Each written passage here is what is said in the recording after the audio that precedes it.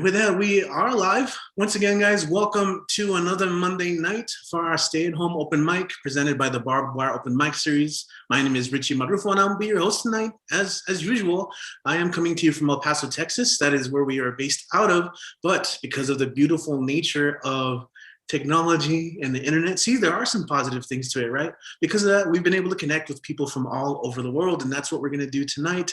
This is our weekly show. We've been running nonstop every week for a whole year at this point, which is really fun. And we've got lots of momentum. We've picked up a lot of friends along the way and strengthened a writing community that does span across the globe. So I do want to thank you if you're tuning in right now. Thanks for checking out the show. Truly appreciate it. I just do want to remind you that this show is a platform. So as we sit down and visit people, I'm going to try my best to introduce them and give them a shout out to where they're joining us from. The more important thing is if they've got that book that they're sharing, or if they've got their social media, go follow them. Go, and if you have some extra cash, go buy that book or donate to them. Some people will share their Cash App. I know the performers are probably tired of it at this point, but I always encourage them to share ways in which they can be contacted or ways in which you can support the work. So definitely take advantage of that. More importantly, just engage if you would like to. If you're in the live chat, let us know, say hi, let us know where you're listening from, and leave a comment as well on the YouTube video, trying to get more engagement with that. Otherwise, we got a full list as always, and what it is. Each performer is going to have their screen time. I will call them to the stage, and each performer will have about 5 to 7 minutes, more or less, to do their thing. Share 2 or 3 poems, 2 or 3 songs, and at the end, I'll encourage them to share any relevant information to where their work can be found or supported. With that said, check out the Barbed Wire Open Mic Series online as well. You can find us on YouTube. Duh, you guys are watching on YouTube, Instagram, Facebook, Twitter, and all that good stuff. So we're going to go ahead and kick things off on the East Coast. And we have our main man from Maine. It is Generalissimo kicking things off. What is up, Generalissimo? Welcome. It's been a while since you've been able to kick off a show. How you doing, man? I'm doing okay. Awesome, man. Cool. Nice background. Thank you. That is Wassily Kandinsky. That the last painting I just had up was Kandinsky. He's my favorite artist. Mine too. So we can always change our backgrounds in the middle of all this if we want to, with Zoom. Okay, where was I? I'm going to do 3 brand new poems that were written today, and the first two were written tonight in a workshop with Peggy Robles Alvarado called Line Breaks and Bronx Beats. The first one is called How a Writing Utensil Can Lead to Unintended Consequences. Your fingertip is a rollerball pen with ink that smears like oily sweat that refuses to dry quickly on skin, as if you decided left-handed people should be marked for life. Your tongue is a fountain pen, an old-fashioned and fancy instrument of trial and error, sometimes executing calligraphic curlicues, sometimes spitting messy ink blots onto romantic love letters that become illegible if you decide you only want to read what you write in silence. And your voice is a Sharpie, filled with words of multicolored permanence you can never take back, laced with romance, sarcasm, disdain, and thought, sometimes fine enough to sign the back of a credit card, sometimes so thick it cannot avoid bleeding through paper, into skin, and into memory. The next one is untitled. You are made of the darkest brown sugar on earth. Your flavor is tinged with an edge of bitter. You are so hard and irascible, you must be heated to soften your disposition for culinary use. Your flavor never fully disappears into what people cook you into. You are a necessity in Jamaican banana bread and Scotch bonnet infused jerk sauce. You transform food into high glycemic temptations. You cause addictive behavior and diabetic comas unapologetically. And then this I wrote earlier this afternoon. It's called "They Don't Sell Them Type of Tires at the Goodyear Store." Back in the day, when a one-night stand was in progress, when it was obvious this one-night stand was destined to be a one-night stand, the hopeless romantic running through your veins may have envisioned a two-night stand, or 1 week stand, or 1 month or year stand, or how nice it could be if we eventually lived together stand, when amazing sex was actually outweighed by amazing conversation that continued after waking up in the same bed the next morning. And each kiss was accompanied by lips that tingled with euphoria. Everything you could learn from each other would viscerally educate your sense of being. When time away from your lover felt like the day your childhood pet died, when saying, "I love you and I'm in love with you," were like taking a first breath every time.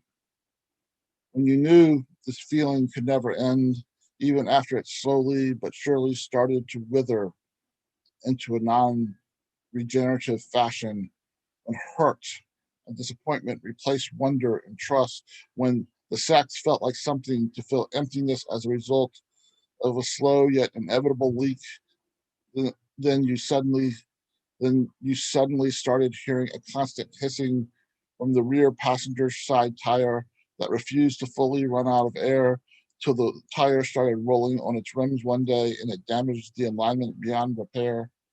And long after the demise of the sweetest ride, memories of road trips to places you had never been before and would never again travel to allowed you to smile the same smile you smiled when love happened. Thank you. Yeah, man. Woo! Beautiful, dude. Those those romantic poems. Smile the same smile that happened with love. How did it go? How did it end? Love. I just love that last line. Uh, it's brand new, so I ain't got it all memorized.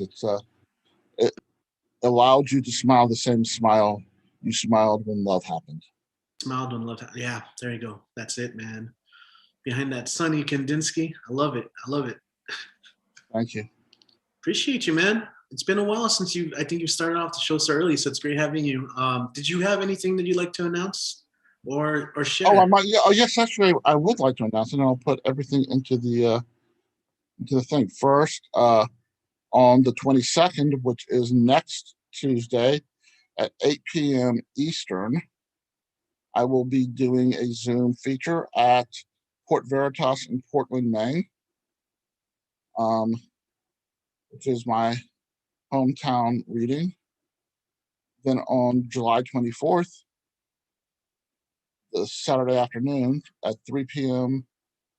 Eastern, I will be doing my workshop for tumble words in El Paso called Breaking Rules and Creating New Poetic Form. And then later that night, there is a dual birthday party with me and my Siamese twin sister, Marissa Prada. Yes, we were born Siamese twins, but she won't admit to it. And that is called Roast or Toast the Host, where you can read anything. You can read a poem of yours, or you can read a poem. You can ask us to. You can, if you like, have a poem of ours, one of ours that you want to read, then ask us, and we'll send you the script, and you can read that. And that's going to be 8 p.m. That night, and I have all the information right now to put into the chat. And thank you very much. Yeah, man. Awesome. Roast or toast? That's That's awesome, man. yeah, that is Marissa's title for it. So she's the word is right. She is the word is right woman, and she does so much for so many people. And Hmm. she's putting out a lot of books for people, and it's really fantastic what she does. Oh yeah, And absolutely. Yeah, one of the many that does so. Shout out to Marissa as always. So thank you, Redolissimo. thank you. Check those out. Yeah, awesome, man. Tumble words. I always love the connections as well. Get into some tumble words. If you guys want to do some writing on Saturdays, 1 p.m. Mountain Time, go hit up the Tumble Words Writing Workshop. It's generative. Just get some new writing out there. I know I need it. All right, cool. So we're gonna go and keep going. Thank you. That's going from Maine, and we're actually gonna go ahead and get international now and bring in a crowd favorite. We all know and love him. Let's go and welcome to the stage, Umesh, to the microphone. What is up, man? Welcome back to this stage. As always, love your background. Hello, Richie. I now know why people like me because of my background. So here we go. Okay, so this is something which I wrote yesterday. Preacher, teacher, prisoner, jailer, friend, enemy, hunger in different shapes have consumed them all. Hunger in different shapes have consumed them all. So the first one. Second one is the Hindi and English. So I have written this in a different style. So let us see if you like it. ये खेल सब आँखों का है. This is the game of eyes. कुछ हंसते, few smiling, कुछ खिलखिलाते, few laughing, कुछ गाते, few singing, कुछ रोते, few crying, कुछ सुलगते, few smoldering, कुछ अनजाने, few unknown, कुछ जाने पहचाने, few unknown, कुछ मोहित करते, few enticing, कुछ सम्मोहित करते, few hypnotizing, आंखें, eyes, नक्शे के उन देशों की तरह जो पास है फिर भी बेहद दूर है. Eyes like countries on the map, so far but so near but so far. आंखों को पढ़ना एक कला है, ये आंखें कातिल बला है. Reading eyes is an art, they can slay you like a killer dart. Reading eyes is an art, they can slay you like a killer dart. So that was the second one, and this is the last one.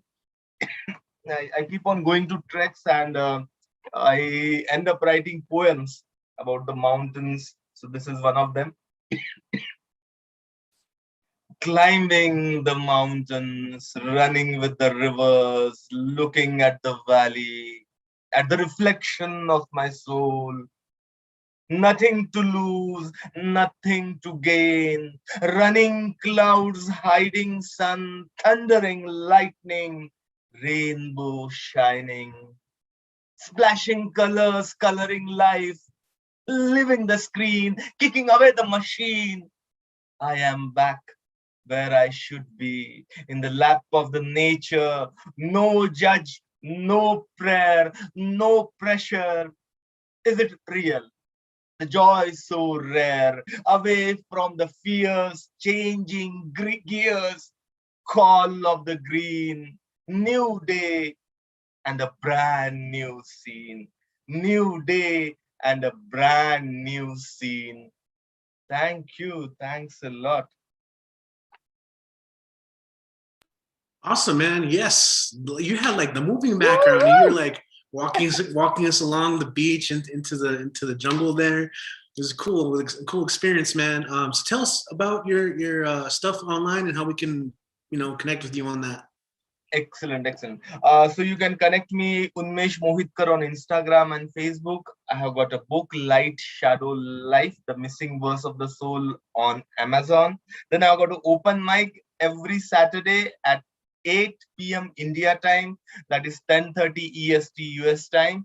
So please do join there, and you will get to listen to poems in different languages, especially quite a few Hindi poets also come over there. So you're all invited. Please register for slots. I will be posting the link in the chat. So thank you. Awesome, man. Thank you. Very cool stuff. I'm still planning to make one of those. I've said it before, but I'm like not much of a morning person. But you know what?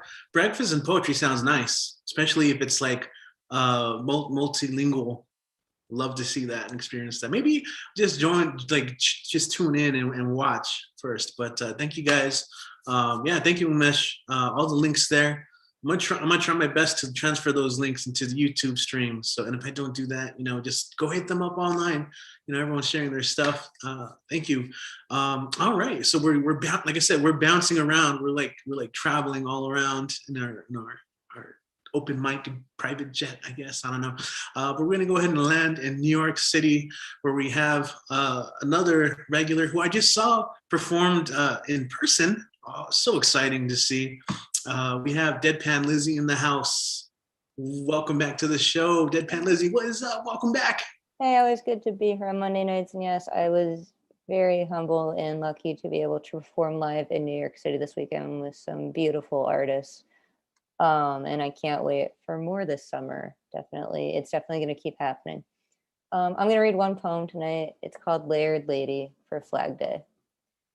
Whether I'm waving high in the sky or running around with it tied secure around my neck like a cape, making my eyes and pearly white shine extra bright, symbols blooming in the neighborhoods, the cuisines prepared, aromas that make my heart beat and mouth water, when I am protesting and canvassing proudly, doing the work as we must. There are many flags that represent me because I do not identify with just one. I am a very layered lady, like the flags, no fire strong enough to harm us, waving mightily. Thank you. Awesome. Dig it. You got everyone. See all those little windows there, doing some snapping, some clapping around. Love it. Very much. It was so quick, you threw me off. I was like in the chat, like, all right, up next we got, oh dang, that was it. Yeah, you gotta keep it short and sweet. Oh yeah, awesome. No, that works. Appreciate that. So what do you have coming up? How can people connect with you and follow what you got going on? I have a lot coming up. I'm a part of 3 or 4 anthologies this year. I have my own book of poetry coming out in the fall, early winter, called Inner Visions. It'll be available in many places. I'm selling a lot of real estate right now, so if anyone needs a new New York City real estate agent, hit me up. Producing an audio drama of mine is actually dropping in July called Title 9, being produced by a Chicago company, and that'll be available anywhere you can listen to a podcast. So it'll be called Title 9, dropping July 11th. And to keep up with everything I just said, you can go on my Instagram is where I post most on social media, ES_Strauss. And I have a link tree attached to that with everything. So thank you so much.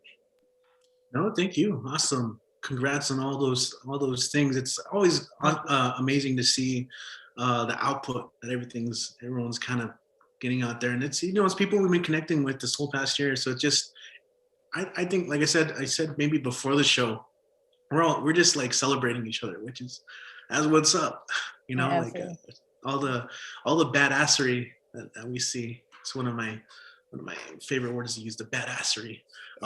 Okay, thank you, Deadpan Lizzie, beanie wearing soul sister. I can't wait to start bringing out my beanies. It's a little hot outside right now. Hey, I spit in a beanie all weekend. You got to sweat for your art. Nice. Okay, cool. We're moving along. Nick in the house. What's up, man? What's up, Richie? How you doing, my man? It's good to see you. You too. I love it. You know what's interesting is like I noticed that on the YouTube stream afterwards, like our pictures don't show up. It just says our names. So those of you on YouTube, you're missing out on all the backstage content of seeing all the photos that we have when our video's not on. But yeah, Nick's gonna perform a little later today. He's got his awesome Goku cosplay. Yeah, man, get that Goku cosplay. I'm just giving me something right now in my belly, but I'm listening on y'all. Y'all doing a great job. Keep it up and everything. I'll let you go and go keep it up, Richie. All right, I'm gonna mute myself right now. I'll talk forever. Yeah, I think many of us have that problem. You get us started, we won't stop. Anyway, so let's just keep going.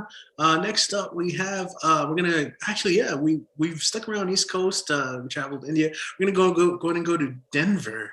We're gonna visit our friend Mike Sindler, and he's been so helpful and always looking forward hearing from him. I understand you also got to do some live stuff at the Lighthouse. Yo, I want to hear about that. Yeah, I mean, just hang out and party, which was more than enough. Just great to see all the wonderful people there, and so that was nice. And there was some good things going on. Actually, that we were sort of hosting from there, but Leslie Jameson and Matt Johnson were doing a conversation thing, which is really nice. They're just such great authors. And we actually had a live reading going on that I wasn't part of. So that was very cool. Yeah, it's interesting to be back in the world of real people. So I am going to ask you to allow me to share image here. I was just sort of clicking my way through some old pics and ran across this thing, and I was like, oh, so I will show this. And this was a shot. Unfortunately, this store is gone because the guy is no longer with us. He actually passed away.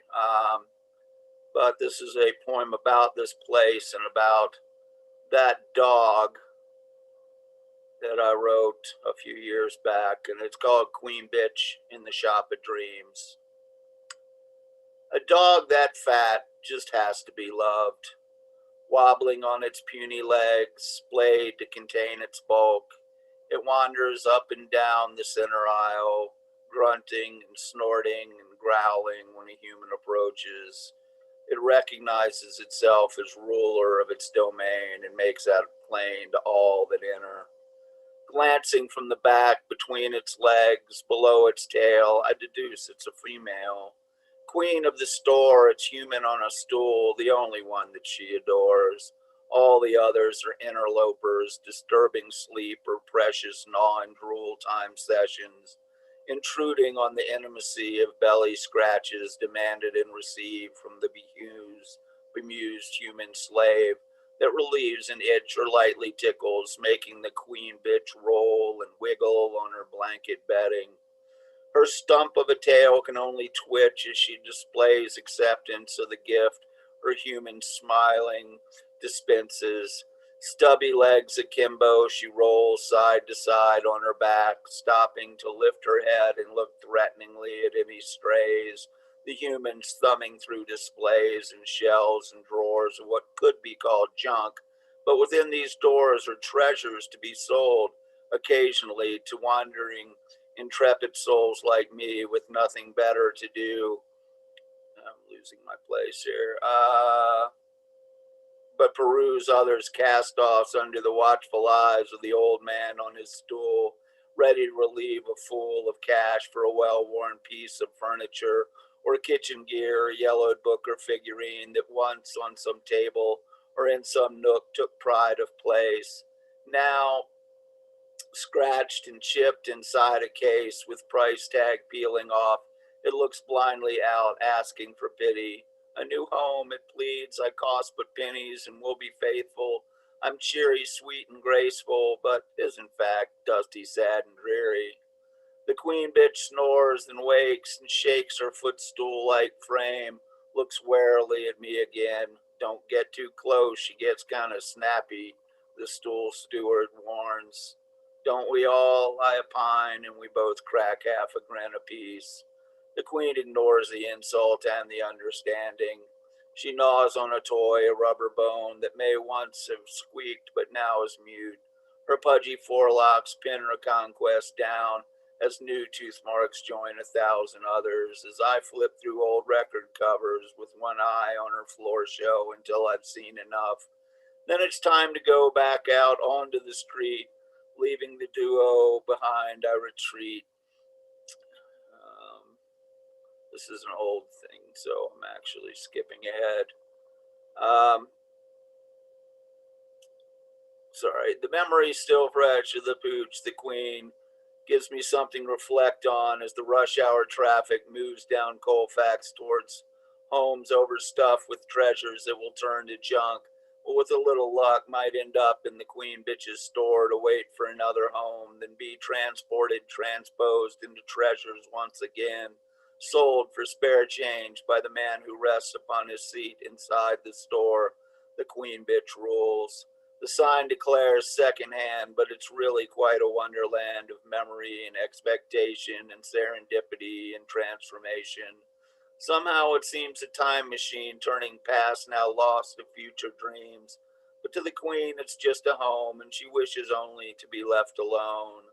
Sorry, queen, to disturb your cluttered life. I thank you for the diversion at a moment in my life when there was nothing better I could do than share the shop of dreams with you. And do I have another thing here? I may just let it go as far as my stuff. And another in these, I ran into that, and I was listening to somebody the other day, and they were doing their take on Hansel and Gretel, and I was like,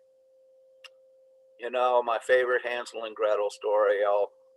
I'll renew that, and this is The Dream Before by Laurie Anderson. Hansel and Gretel are alive and well, and they're living in Berlin. She's a cocktail waitress. He had a part in a Fassbinder film. And they sit around at night now, drinking schnapps and gin. And she says,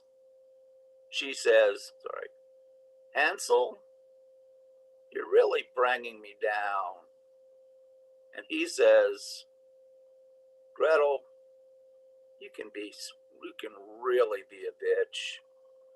He says, I've wasted my life on our stupid legend when my one and only love was the Wicked Witch. She said, what is history? And he said, history is an angel being blown backwards into the future. He said, history is a pile of debris, and the angel wants to go back and fix things, to repair the things that have been broken. But there's a storm blowing from paradise, and the storm keeps blowing the angel backwards into the future. And the storm is called progress. Okay, thank you all very much. And yeah, I'm going to do just a wee bit of plugging, because I do have an event coming up that I'm really looking forward to with the wonderful Miss Finn Bell.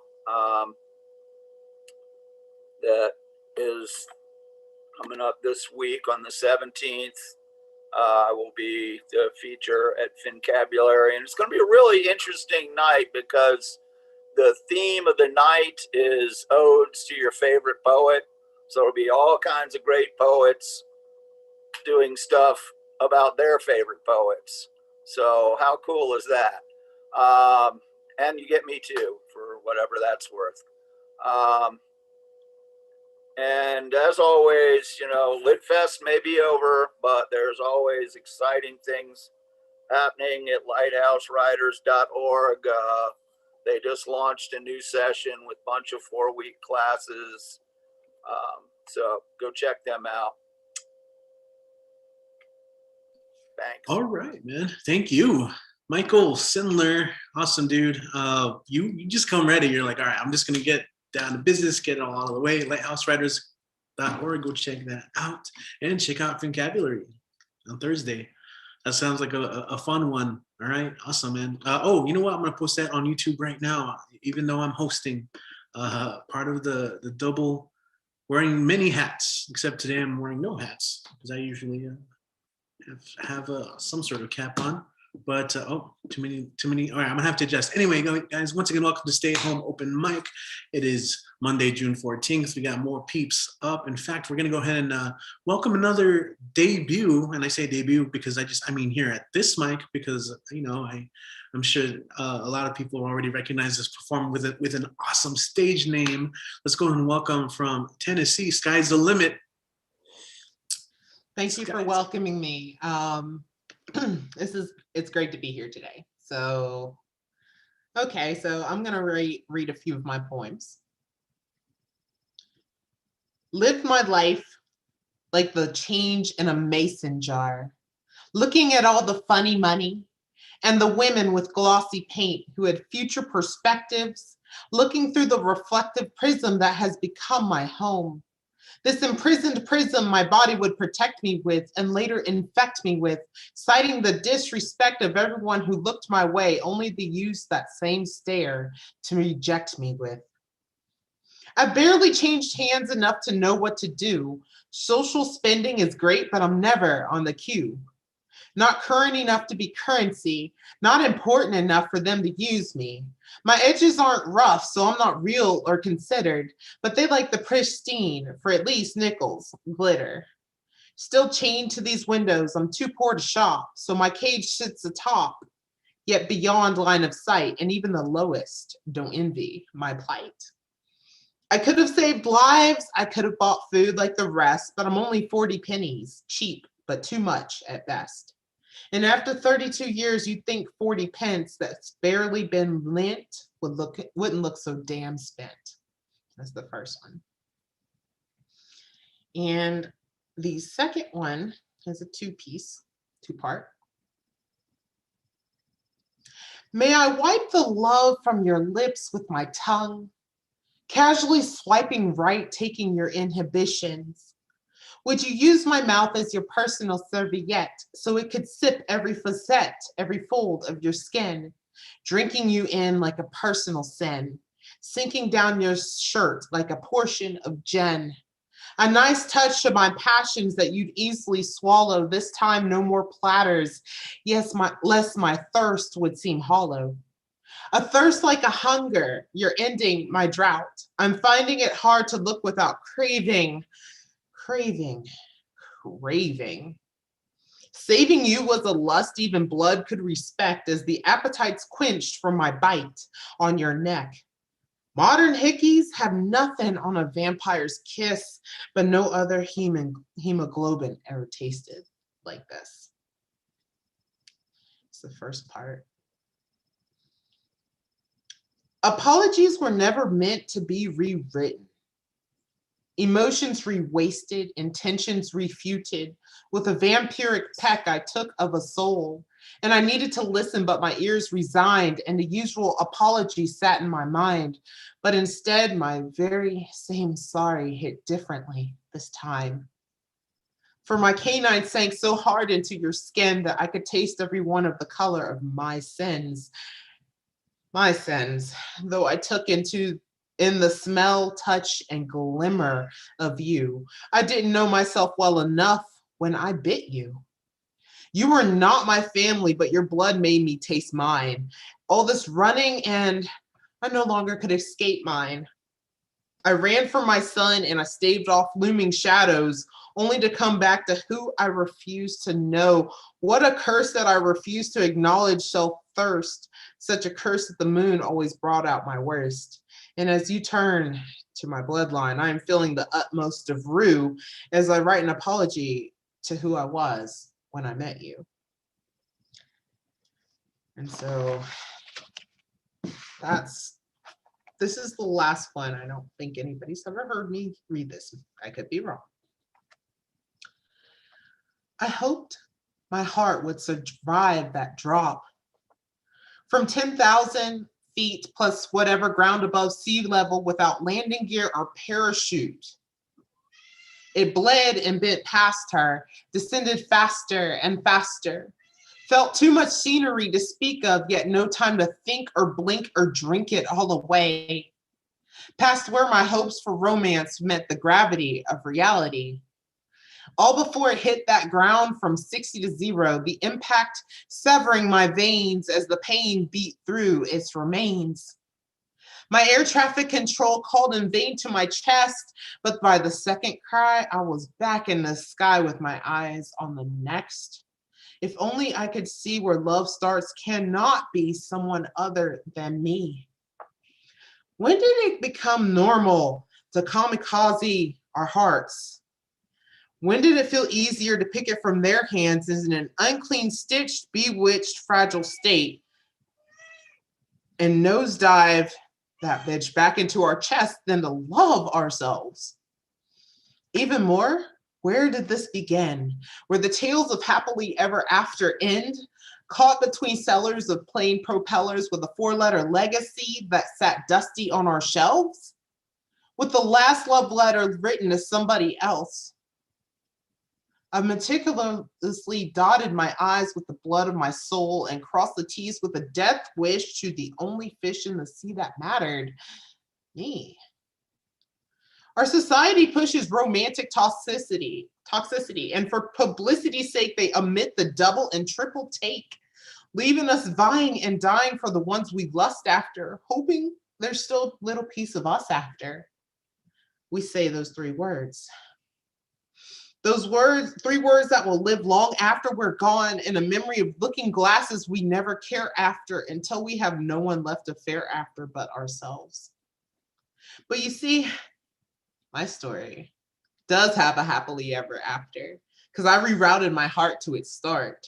So the people who want to give it a place to land will understand that I won't commit romantic suicide just to avoid another glance at the things I self-confide. I'm the only pilot, so I won't let it dip. And I refuse to nosedive it into another codependent ship. I refuse to descend lower than the sky I was meant for, because skies are endless, just like the love I now have for myself. So if you also have a kamikaze heart, ascend a bit higher and ride in the blue. Ride in the blue, because the landing it can survive easiest is the one within you. Thank you. Yeah, mic drop. Sky's the limit. Yes. Yes. Oh, welcome to this show. Woo. Happy to have you here. All the love, much applause. You got lots of quotes in the chat. Lots of love. Thank you. Well deserved. So check it out. This is your first time here. We do have our YouTube live stream. So for viewers, how can they, and for us or some of us who are just meeting you for the first time, how can we connect with you online or support more of your work? I basically have my handles as skyza.limit on Insta. On Twitter, Sky's the Limit as well, and YouTube, Skyza space limit. And I have a group called Limitless Voices that is going off the ground. So it's on WordPress, limitlessvoices.wordpress.com, and Facebook at Limitless Voices. I will share that information with you shortly in the chat. Awesome. Yes. Look forward to that. Thank you so much for making it today. And as always, you're more than welcome to come back. We'd love to have you. Yeah, whenever you can. Thank you. Yeah, I'm going to go follow right now. And if you guys aren't doing right now on YouTube, what are you guys doing? Go check out all that cool, more of that great work that she's doing, God, that self-love hits so nicely. Every time, I feel it, like open up something inside of me. Like, yeah, that's a possibility. It's there. So that's a debut. We have another debut to this show. I'm really excited. He's going to read an excerpt from his novel. We don't get that too often, but again, a familiar face in a new place. We have Philip Henry Christopher in the house. What is up, man? Welcome to the show. Thank you, Richie. It's so nice to be here. Yeah, I want to set this up real quickly because excerpts are a weird thing, because especially in a book like this one, the book is entitled Prospero's Dream, and it takes place in the 40s and the 50s and the 60s and the early 70s, and it starts in the late 90s, and it moves all over the place with a lot of nonlinear narrative. So I need to set it up just quickly. Henry is in around 20 and has taken a road trip from Pennsylvania to New Orleans to take in Mardi Gras for the first time in his life, which I think every 20-year-old should do anyway. There, late at night, he bumps into a young woman who sells flowers in the French Quarter, and she is a migrant from France, to Louisiana, named Danielle. A bit older than Henry, probably later in her 20s, 26, 27. And this is the first minutes that they spend together when they agree to when he meets her in the quarter and they agree to meet the next day and to spend the day running around Mardi Gras in New Orleans and stuff. If I might, I'd like to share a screen, if that's okay. Hopefully I can find it. Hopefully it's there. Yeah, you're good. Well, I'm looking for it. It was here a minute ago. That's funny. It's not seeing. Oh, files. Okay, maybe it'll show up. Google Drive box, Dropbox. Okay, it's not showing up. And I don't want to spend a whole lot of time looking for it. Zoom seems to think that it's supposed to be, maybe it's on my desktop. Oh, there's my desktop. Okay, I can probably pull it out of downloads. Let's see. I've never done this, so let's see if I can pull this off. Okay. Do we have a screen that everyone can see? Great. Yeah. Great. This is in the Ursuline Convent at Jackson Square in NOLA. And so this is their first time together. Fort Phil, Yeah. I'm seeing like, your full thing. If you like click on the image, Yeah. just see the image itself rather than, I'm just seeing a tiny little thing of the image. Oh, you are? Okay. Yeah, Okay, now so that it's open, you might be able to select it from the share screen Yeah, options. just double click on the image itself. okay, let's try the share screen option. And if not, if it doesn't come through, I won't spend a whole lot. See, now it's up. And that's still small to you guys? Right now, you're showing your desktop, so we just see where you Oh, select it. okay. I think Yeah, you have we're to seeing change the. You're seeing a lot of Okay. other icons. Oh, you're seeing all the other icons. Okay. Yeah, so you don't want to just double click on the image itself because you've got it like split. Okay, so let me get rid of this and go to my desktop. And there's the image. Yeah. Is it bigger now? No, you've got it to the side, but which I guess is your desktop, but you've got it split between the two. If you could maybe just go over to the side where you see just the image and just double click on that, it might come up big. Okay, I'm not having much success with it. So everybody has, maybe if they've seen a piece of it, I'm not having much success with bringing it up, so I'll have to work on this for another time. It's in Our Lady of Prompt Succor is the name of the image, the painting, and it actually shows up with a quick search on Google anyway. And they're standing in front of this painting, Danielle and Henry. Our Lady of Prompt Succor bursts forth with streaming golden rays from inside the spreading vulva of a heavenly portal hovering above a delta mud rampart manned by musket-armed Creoles, Spaniards, Choctaw Indians, and freed men of color, all rallied by the saber-waving red and blue-clad figure of Andrew Jackson on a majestic white steed. Focused on rallying his polyglot army to repel the British, Old Hickory is oblivious to the bedazzling yoni in the sky above, the mother, the strangely muscled Jesus in king's crown she hoists upward before the battle scene, or the French nuns in black crow habits who supplicate themselves before the vision. I see war, worship, mystical visions, a very manly baby Jesus, and a golden vagina opening to heaven, all in one painting hanging in the Ursuline Convent at Jackson Square. This is why I left the sisters when I was only 16, she says calmly. Then, with a tangible tremor of conviction, she asks, how could anyone who witnessed this stupid war, or any war, be so confused as if the Holy Mother would condescend to bless the killing? Here, on this painting, I believe in the devotion of the sisters, but pity their foolishness and cowardice to pray the killings of the Britons. Is not this just more of the vicious bigotry of the Catholic and Protestant, or the Dauphin and St. Joan, of Bloody Mary or Cromwell? Did you know that Martin Luther was a horrible hater of the Jews? He spoke much of what was to be Nazism long before Hitler or Goebbels. These churches are so much bloody, you know. I nod and ask, so why do you come here? Danielle pauses for a minute, then answers, God is here, because this is where the most evil manifest. This is why we find God in church, not because it is pious here, but because it is so full of meanness. God must go where the worst sinners hide, in churches, temples, and mosques. And this place, I wonder aloud? I like the idea of the virgin and the golden pussy, she says with a sly, ironic smile. I think I must be blushing. Our first 10 minutes together, only minutes since she found me bummed out and moping on a bench in the square thinking I'd never find her. And already she's unabashedly talking about God, religion, and golden pussies. I'm floored and all the more excited by her boldness. This artist innocently connects all of the most compelling archetype and symbol in one very clumsy work. There is devotion and fear, violence and killing. Death is looming at the ramparts where this rainbow of Cain's miserable issuance, black, white, Indian, and Spanish, all afraid, but resolved to destroy each the enemy.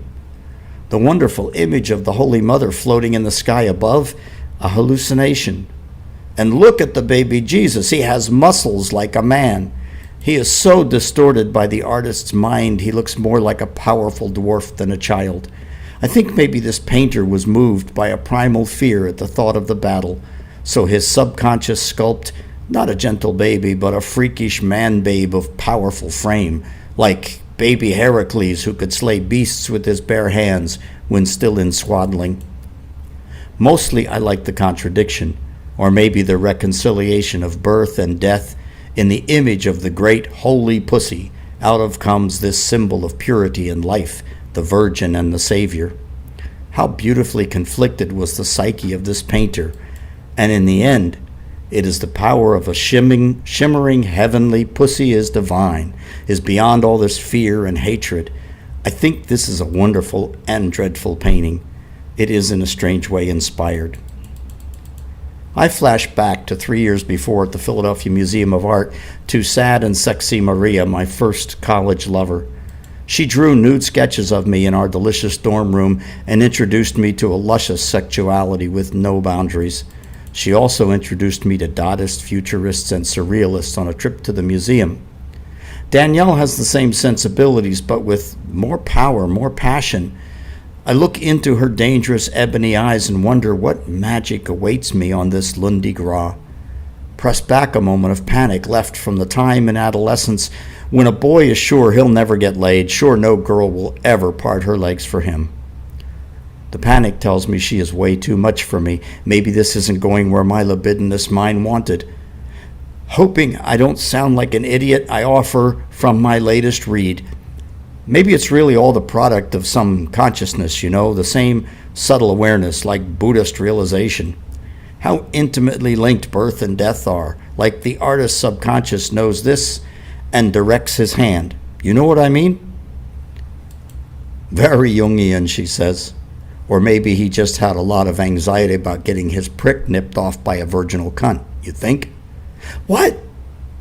I am kidding, she laughs, a bawdy, raucous, but sweet at the same time laugh, a naughty laugh. She sounds like an angel enjoying a dirty joke. Her laughter shatters the morbid piety of the Ursuline convent chamber, and I laugh along easily, realizing there is no place in this day for the phantoms of adolescence. Thank you. Thank you.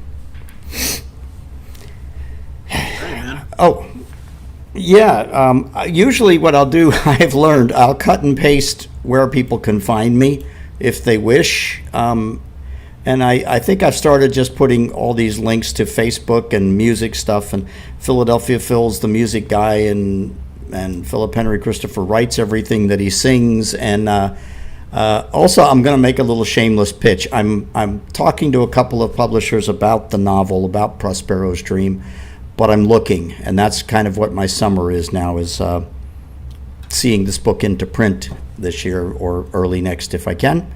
So if anyone is interested in the book or would like to share it or show it to somebody, I have a PDF, and I would be very happy to send it to anybody you suggest. This is I had read that when Jack Kerouac was trying in vain to publish On the Road, which I think took something like 6 or 7 years to get published, at one point there were acquisitions editors all over New York. People were handing them copies of the book. Every friend he had in New York City was going to somebody and giving. So maybe that's how it should work for lit fiction these days. But thank you so much for indulging me in reading a little bit from the story. Thank you. Yo, thank you, man, and appreciate that for sharing that snippet. Good luck on that journey. I think we all know that anticipation, anxiety, like looking around, and also the excitement of it. I noticed, I mentioned in the comment before you started, like I noticed all those instruments. So I do want to plug that this is a mixed mic. So if you ever want to share some music here, come back and we'd love to hear some of your songs as well. Philadelphia great. Phil. Thank you, Richie. I have been known to do that, and I usually have to explain who's actually at the mic at this moment. Right on. There you go. Yeah. Yeah, thanks. Awesome. Oh, there is something coming up tomorrow that everybody should know, or coming up Wednesday is Finn Hall is releasing his latest A Blot from the Blue, like a Blot from the Blue movie, and that's going to be released as at 2:30 p.m. on Wednesday Eastern Time, where I am. 1:30, 12:30 where you are in Mountain Time. It's on my page. If you find my Facebook pages, Philip Henry Christopher pages and stuff, I've got an invitation there to it, but it looks really interesting. He said, at last count that I heard from him, there were 33 poets who had submitted videos to this film. So I'm really anxious to see the premiere, and I have a special interest in it because I did a video, but I also did music for the opening and closing credits. So both me and Philadelphia Phil got to participate, or him and me and him. Anyway, we are all together. Yeah, sounds like an old Beatles song. Thanks, guys. Awesome, man. Yeah, be on the lookout for that. Finn Hall. Okay. So I wanted to. Yeah. Okay. Cool. There's a lot of stuff. I'm gonna share that on the YouTube chat as well. But usually on these shows, I know last week, we had someone who signed up and kind of had to wait a little later until the end, but they had to leave. But we got another East Coast person. We got New Jersey coming back in the house, and we have Terry Rose. Terry, what is up? Thank you for your patience last week. We got you up next. Welcome back to the show. Hi, how are you? Great. How are you? Good. I'm going to a couple things. I wasn't sure. I think I'm going to read this thing I wrote in a workshop with Lisa Markinson. I don't know if you know her. So we were just working on senses and like sensory. So this is a sensory poem. Apple pie, aftershave, cologne, peony petals, lilac, coffee, chocolate chip cookie, trash needs to go out, musty smells of sweaty bodies, fresh linens, bleach from cleaning, soap in sink, mint of toothpaste, dog poops, salty air of beach, passerby smoking, fast food smell of restaurant. I remember the way the house used to fill up with the perfume of cinnamon, apples, and baked crusts of mom's pies on Thanksgiving. Even better to get a forkful right out of the oven.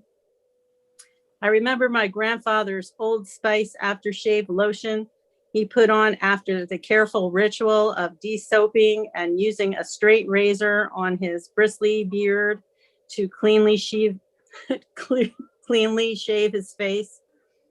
The strong variations of summer, winter, spring, fall, seasonal fragrances that I want to contain and concentrate to wear like clothing.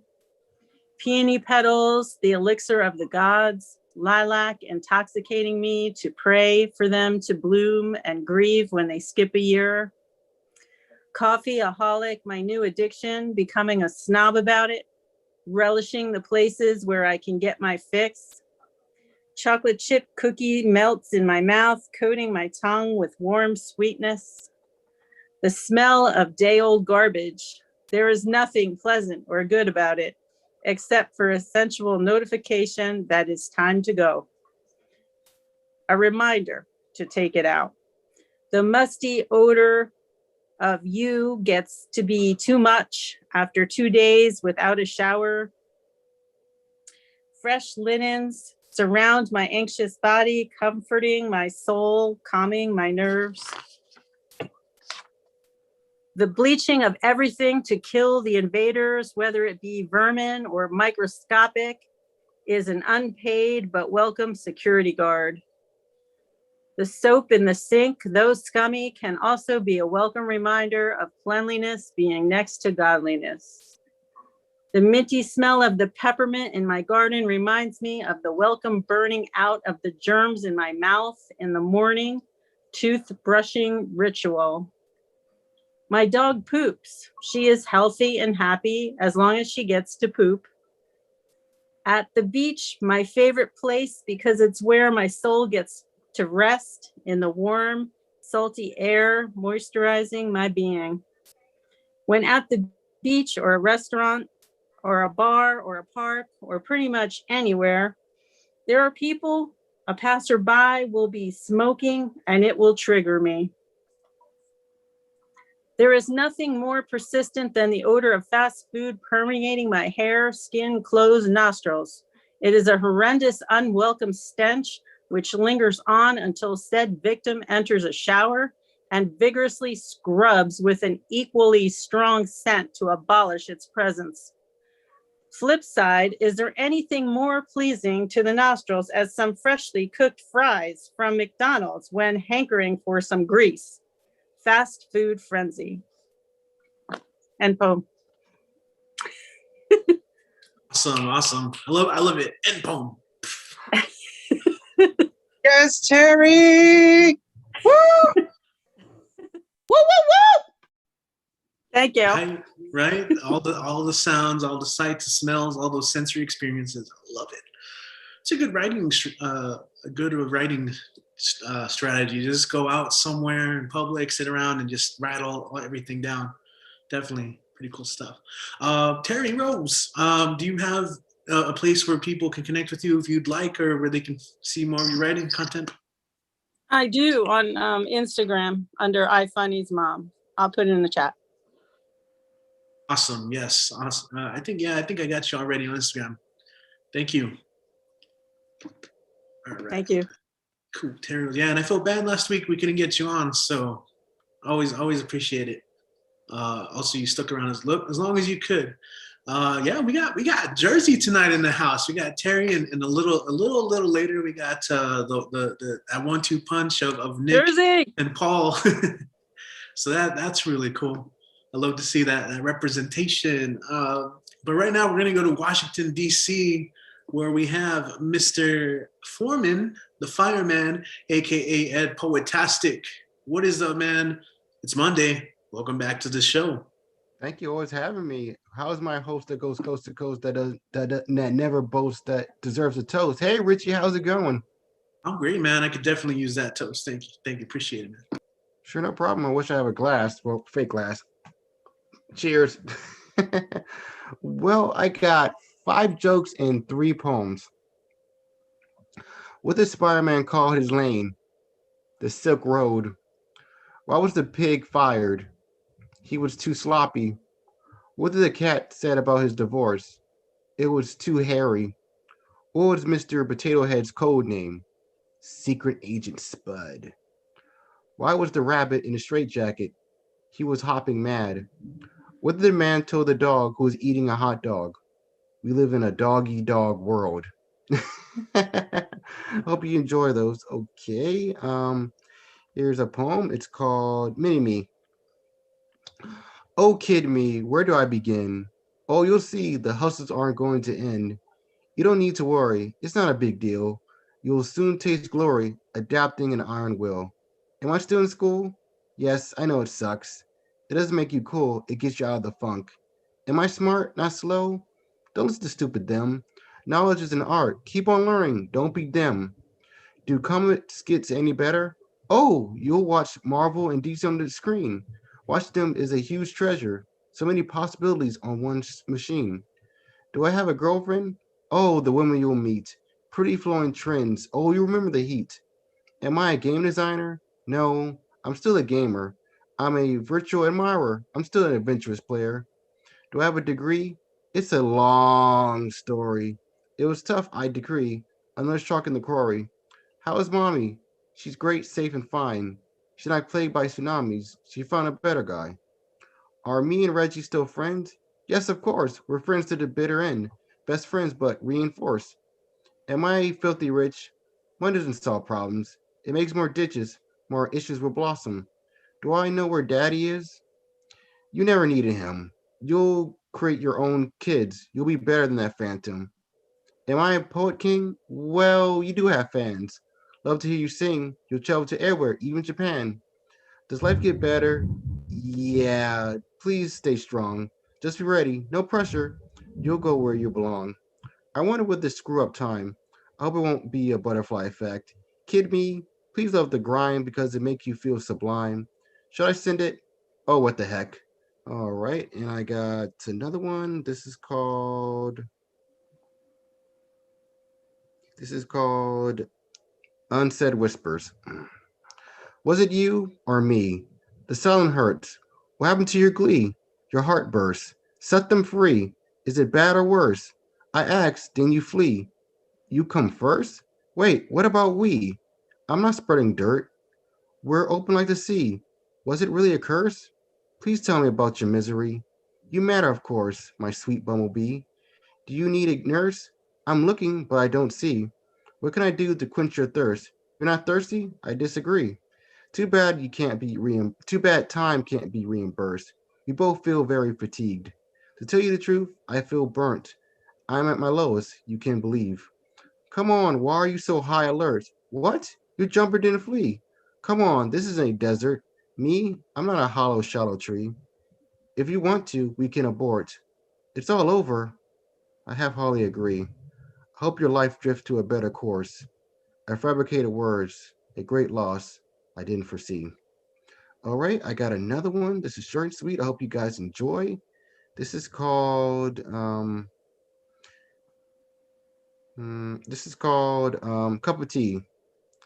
A cup of air to vent out your cares, a cup of herb to make you less disturbed, a cup of love to turn you into a dove, a cup of tranquility to make you feel free, a cup of music to make you less sick, a cup of satisfaction to make you feel passion, a cup of relaxation to give you a vacation, a cup of surprise to taste the sunrise, a cup of happiness to achieve your wish, a cup of you to mellow in your blues, a cup of understanding to help you grow your wings, a cup of poetry to make you feel me. Thank you. Yeah, Eddie. We born ready, Eddie. Dug it, man. Thank you. No problem. Yeah, woo! Love you guys. Mr. Potastic, I hear some felines cheering you on in the background. So you know the drill, man. How can we connect with you, or like, what do you have anything you'd like to promote or share? Oh, sure. I have a feature on the Michelin on Friday. I'll be happy that everyone should come. Please come on, come all, so you can feel strong, so you could stand tall, so you can see my rhymical postastic ball. Please come. I really appreciate it. All right, man. Awesome. Thank you. Yeah, put the link down there, or like how we can access it. Sure. Awesome. Thanks, bro. No problem. All right. So yeah, we just did some poet synthesis there from Mr. Poetastic, Mr. Fantastic. Let's go ahead and keep it playing classic. All right. So we're going from Washington, D.C. to our friend who I always love it in location where you say stuck in the Midwest, and I like how this time you added ellipses and LOL. Still. Ellipsis, LOL. So guys, let's go welcome. Oh man, I always love to see what you're coming with, because it goes so hard, and you pour everything out. Guys, let's go welcome Propaganda Poet to the stage. What is up, man? Welcome back. Hey, so I'm I'm gonna do something that I did at New York earlier today because I actually, for two reasons. A, because I forgot half the goddamn poem, but because the prompt was rep your flag, and I was so excited to do this because it has turned out, I get apparently, since I've been coming to online open mics, that my flag has, shall we say, concerned people when they see, because they're like, "Ooh, this propaganda! There's an American flag. What's this guy up to?" You know, so I love the fact that, and then they hear me and they're like, "Oh yeah, okay, right. Oh, is that Native American on it? Oh, wait a minute. Okay, you know." So yeah, so in honor of that, I want to do this poem. It's called the Trumpublican Party, or the New Confederacy. Fuck you and all your toxic masculinity. Now I fear my flag. Since 1492, when that killer Columbus sailed the ocean blue, people have been running for their lives, from boot heels, running from guns and knives. Well, maybe if they'd had the respect of Eric the Red, 3/4 of my people wouldn't have been left for dead. Labeling this a new world is just fucking tragic. For 100,000 years, the people have danced in its magic, and now that we've uncovered the false of an oppressive ways, they try to shut us up with Indigenous Peoples Day? Well, maybe if they had the respect of Eric the Red, 3/4 of my people wouldn't be drinking themselves dead. Our awareness becomes clouded with alcohol and pills, so you offer a mountain of scrap paper for the Black Hills. Will a closed mind ever be able to understand? Land doesn't belong to people. People belong to land. So that's that piece there. And then I am pedaling. I'm hustling and pedaling. I got a book. It's on Amazon. If you go to Amazon and you do a search for Propaganda Poet, it shows up. Or here's all the information you need here. I'm on SoundCloud. I'm on YouTube. Half of the royalties from this go to my next project, which is a CD that I'm recording. The other half of the royalties go back to, I donate back to all of these open mics that ask for donations, because you're the reason I wrote this book. Because I've written more in the last year and a half than I've the last 20 years. So I thank you for all that. So I'm going to just randomly read a couple of poems out of here. Time to break the mirror. Human existence is the greatest theater, so entertaining. Our visions of God reveal ourselves more than our visions of God. Karma is kicking our collective asses, but it's all our own fault. Too many damn lists. Commandments, rights, soiled laundry. All we need is love. This is the cell phone ringtone blues. I just had to look when you weren't looking. Ill-advised, perhaps unwise, but I just had to see the lies with mine own eyes. 'Twould seem that stardust sometimes is not, in fact, forever. It's probably pointless, but I just wanted you to know you're leaving me with quite the heartache in my soul. You were always my volcano, but I was just your smoke and ash. Let's see, just randomly, here we go. Evolution, not revolution. America Now, Atlas Shrugged and Jesus Wept, 1984. We must keep digging until we feel something else. This pain must not win. Round and round we go. I'd rather not be your foe. No room there to grow. If we normalize humanization, perhaps things might get better. Ambiguous sun rises over the scorched earth. Soon, Mother will wake. And then, I don't know, do you want some more poems or you want a song? I'll give you the choice. Damn, ideally both, but a song sounds great, man. Okay, we'll do a song. Song.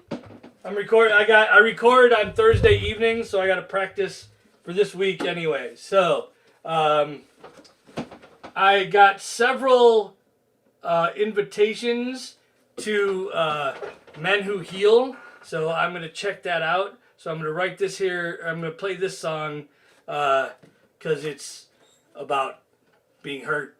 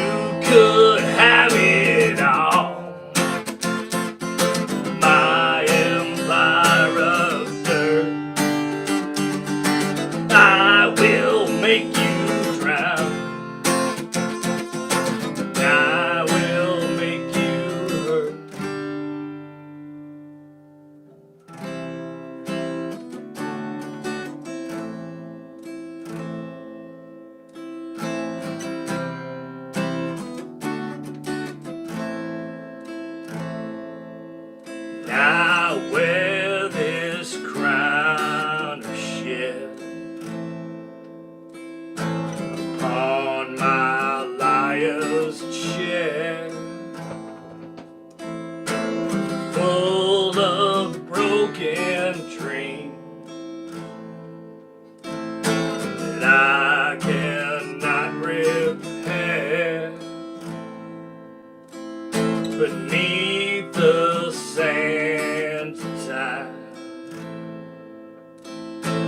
feelings disappear. You are someone else, but I am still right here. What have I become? My sweetest friend.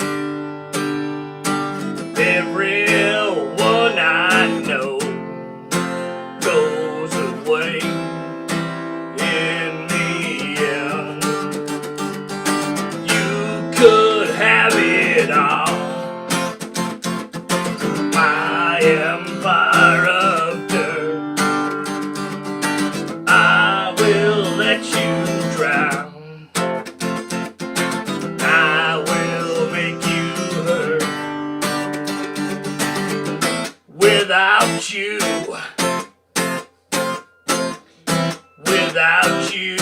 everything falls apart. Without you, it's not as much fun to pick up the pieces. Without you,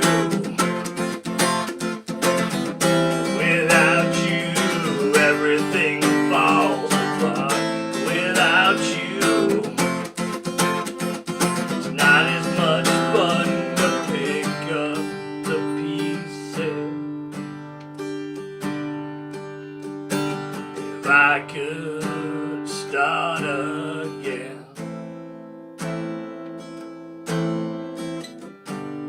million miles away, I would find myself. I would find a way. Thank you for listening. Thank you for encouraging my behavior. You guys are all amazing. I know I keep saying it, and I don't want it to become like, oh yeah, you know, you say I love you. Everyone says, no, like for real. Life would not be what it is without this place. Thank you. Love you too, Prop. Love you too. Woo! Yeah, man. Same. I mean, you know, we're all here for a reason, and you know, it means something. So thank you, dude. Changeling Studio. I know you put all your links in the chat already, so appreciate you, man. And that song always hits so hard. Yeah, so we're working our way through the list. I only posted like the next like 5 or 6, so there's still lists after that. Don't worry, guys. Welcome, Angela, to the Zoom. We got a bunch of peeps today, so we're gonna get everyone on. In fact, let's see. All right, you guys already know. In fact, you already heard the healing, the men's support group, the healing group. So I'll let him mention more about it. And it's the beginning of that 1-2 Jersey punch. We got Paul Congeso up next on the mic. What is up, Paul? Sending love your way, dude. What's up, brother? Where are you at? You're in like a fucking gallery or something. It's like it's looking mad official. Nah, it's just my living room. Oh, it's a lot cool. It's a lot more fresh in here. Oh shit. Okay. All right. Go you, man. So much room for activities. All right. So yeah, Men Who Heal is a space for men and anybody who identifies binary, whatever it is, on whatever scale of fluidity. We have people who don't fit the binary scale, to come and heal and to have a space of support, to dismantle toxic masculinity and challenge patriarchy and the fact that men and those who identify as men cannot be vulnerable in spaces with one another. So it's a space that we have for that. Shouts to Influence and shouts to everybody who came out and just made it a beautiful fucking day on Sunday. We're looking to do it every single Sunday from here on. All right, so this is a piece I was gonna read at the New Yo. It's a piece I really just kind of threw together. It's called "When Red Flags Become White Flags." I am a Sagittarius, which means quite often I breathe phoenix from lungs, like becoming dragon, spewing as if a motherfucking Charizard, using flamethrower. I cannot be tamed or contained unless I stay lit as forest fire. My blood is a mix of cultures, both colonized and colonizer.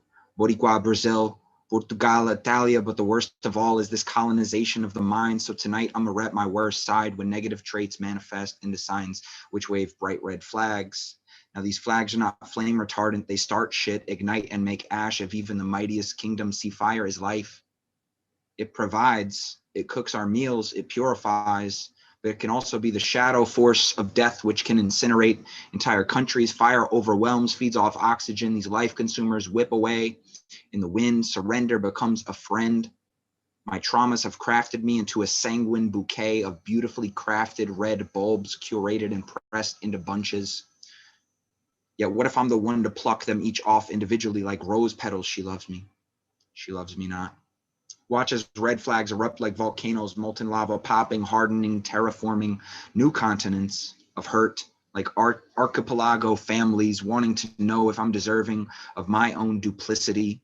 But who would ever even entertain me? The audacity to actually ask for me, haphazardly fire hazarding, a self-consuming travesty, wildfire swallowing. Sometimes in the fray of seeking connect, we fight fire with fire and still somehow are surprised when we get third degree singed. I'm fucking exhausted of fanning these flames of dissent. See, I'm not trying to blame my charred baggage on anyone or anything else, checking my mental health. You know, for a long time I was convinced I would die before 30, like slit myself, like run this flag red with my own colors, that I would be the grand example of the candle that burns itself at both ends. And yet I still awaken each day, grateful to whatever miraculous grace dragged me here, past self-destruction and fear. But despite all this shadow existing in me, I know I am a disciple of the light with all the love and intention, still checking my, I mean to do right. Even when I misstep, when I collapse my house of matches and find myself on fire again, I extend only to withdraw from the need to control or mold things to my plan. Expectations are demands, and if I release them, I can become a bullet, a seed, the force of a gun fired from cherry blossom, tree bud, bursting red, pink, pale, and lightning. See them crest and swell. Watch as all my red flags become white, and I acquiesce to all these enders of potential, which help me remember, sometimes surrender is far stronger choice than the fight.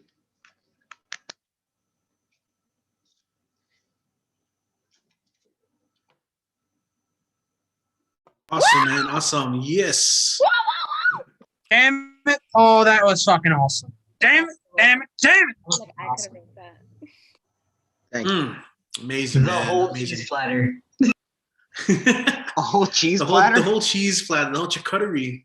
The Costco one, the plate. charcuterie? Charcuterie? Yeah. Yeah. I try thank for you variety. Yeah. Yeah, man, disciple of silence. I mean, of light. Disciple of light. Hell yeah, man. I'm a disciple of light, man. Despite all my dark, I'm a disciple of light. I try to be. That's what's up. How come people who are tuning in maybe like aren't familiar? I don't know who at this point who's not familiar with you, but like how can they find you online and connect? At Pocon Queso on IG and Linktree. You can find the link to Men Who Heal on Linktree. You can also find my book and stuff like that, and other magazines that I work on. And yeah, hit me up on IG if you want to learn more about Men Who Heal, because that's the priority right now. Thank you for the space, Richie. As always, brother. Someday we got to get this collab going. Oh yeah, no, yeah, it's gonna happen. Make it a lot easier. Thank you, man. Unless we'll keep getting pushed until it does. Yeah, the Men Who Heal. Check that out. I would have gone this past yesterday. But this was an interesting weekend for me, where my birthday was June 7th, and actually my parents birthdays were this weekend. So my mom's birthday is on the 12th, and my dad's birthday is on the 14th. So today. But so the whole weekend was nice to just kind of celebrate with them, you know, make some food, hang out. We watched some musicals. My mom was to watch that, so introduced her to Hamilton. We saw it for the first time. But yeah, it's cool stuff. But I do intend to make it out to that group as well. Hell yeah. All right, so let's keep going because we got some more peeps up on the list, and I'm gonna go ahead and open up the sheet so I can take a look. And come on, how did I forget? We already know it's part of that punch. We got Nick Paleo Logos up coming from Jersey. Oh, you got like the energy wolf behind you. Yes, I love it. I love it. Yo, take it away, man. The stage is yours. Thank you, Richie. It's great to be here. Men who heal, man. Come through anyone who needs it. It really is important. I wish I could have stayed the whole time, but I had a feature I had to do that day, so I had my things I had to take care of. So let's get down to business. All right, here. Follow me at The Real Nick P on IG. That's TheRealNickP. And I'm going to do 3 pieces. See how it goes. Do a little heartache for starters. This one's called, it's a new one, by the way. It's called What I Needed and Wanted to Say. I wish you could have seen me more than just a timestamp in your memory. I wish you could see my authentic self. I wish that the stars could align to say, I love you. I want you to describe me in a way only magic could understand. I want you to love me in a way that everyone would have to decipher it. I want you to be you. I need you to embrace me. I need you to hold my head to your chest. I need you to be free with me. You can hear this. I'm sorry that I wasn't good enough. I was awful as a person. I'm not Jesus Christ where I can exorcise the demons from within. I am more Buddha emaciated body. Anorexia was my drug of choice. Yours was a more vile heroin. I held my pointer over that self-destruct button that not even 50 cents to the dollar could get me away from. There is no zip code to send you this note. Detached you are to this world. I am still here. I no longer mourn. I just hurt. That was the first one right there.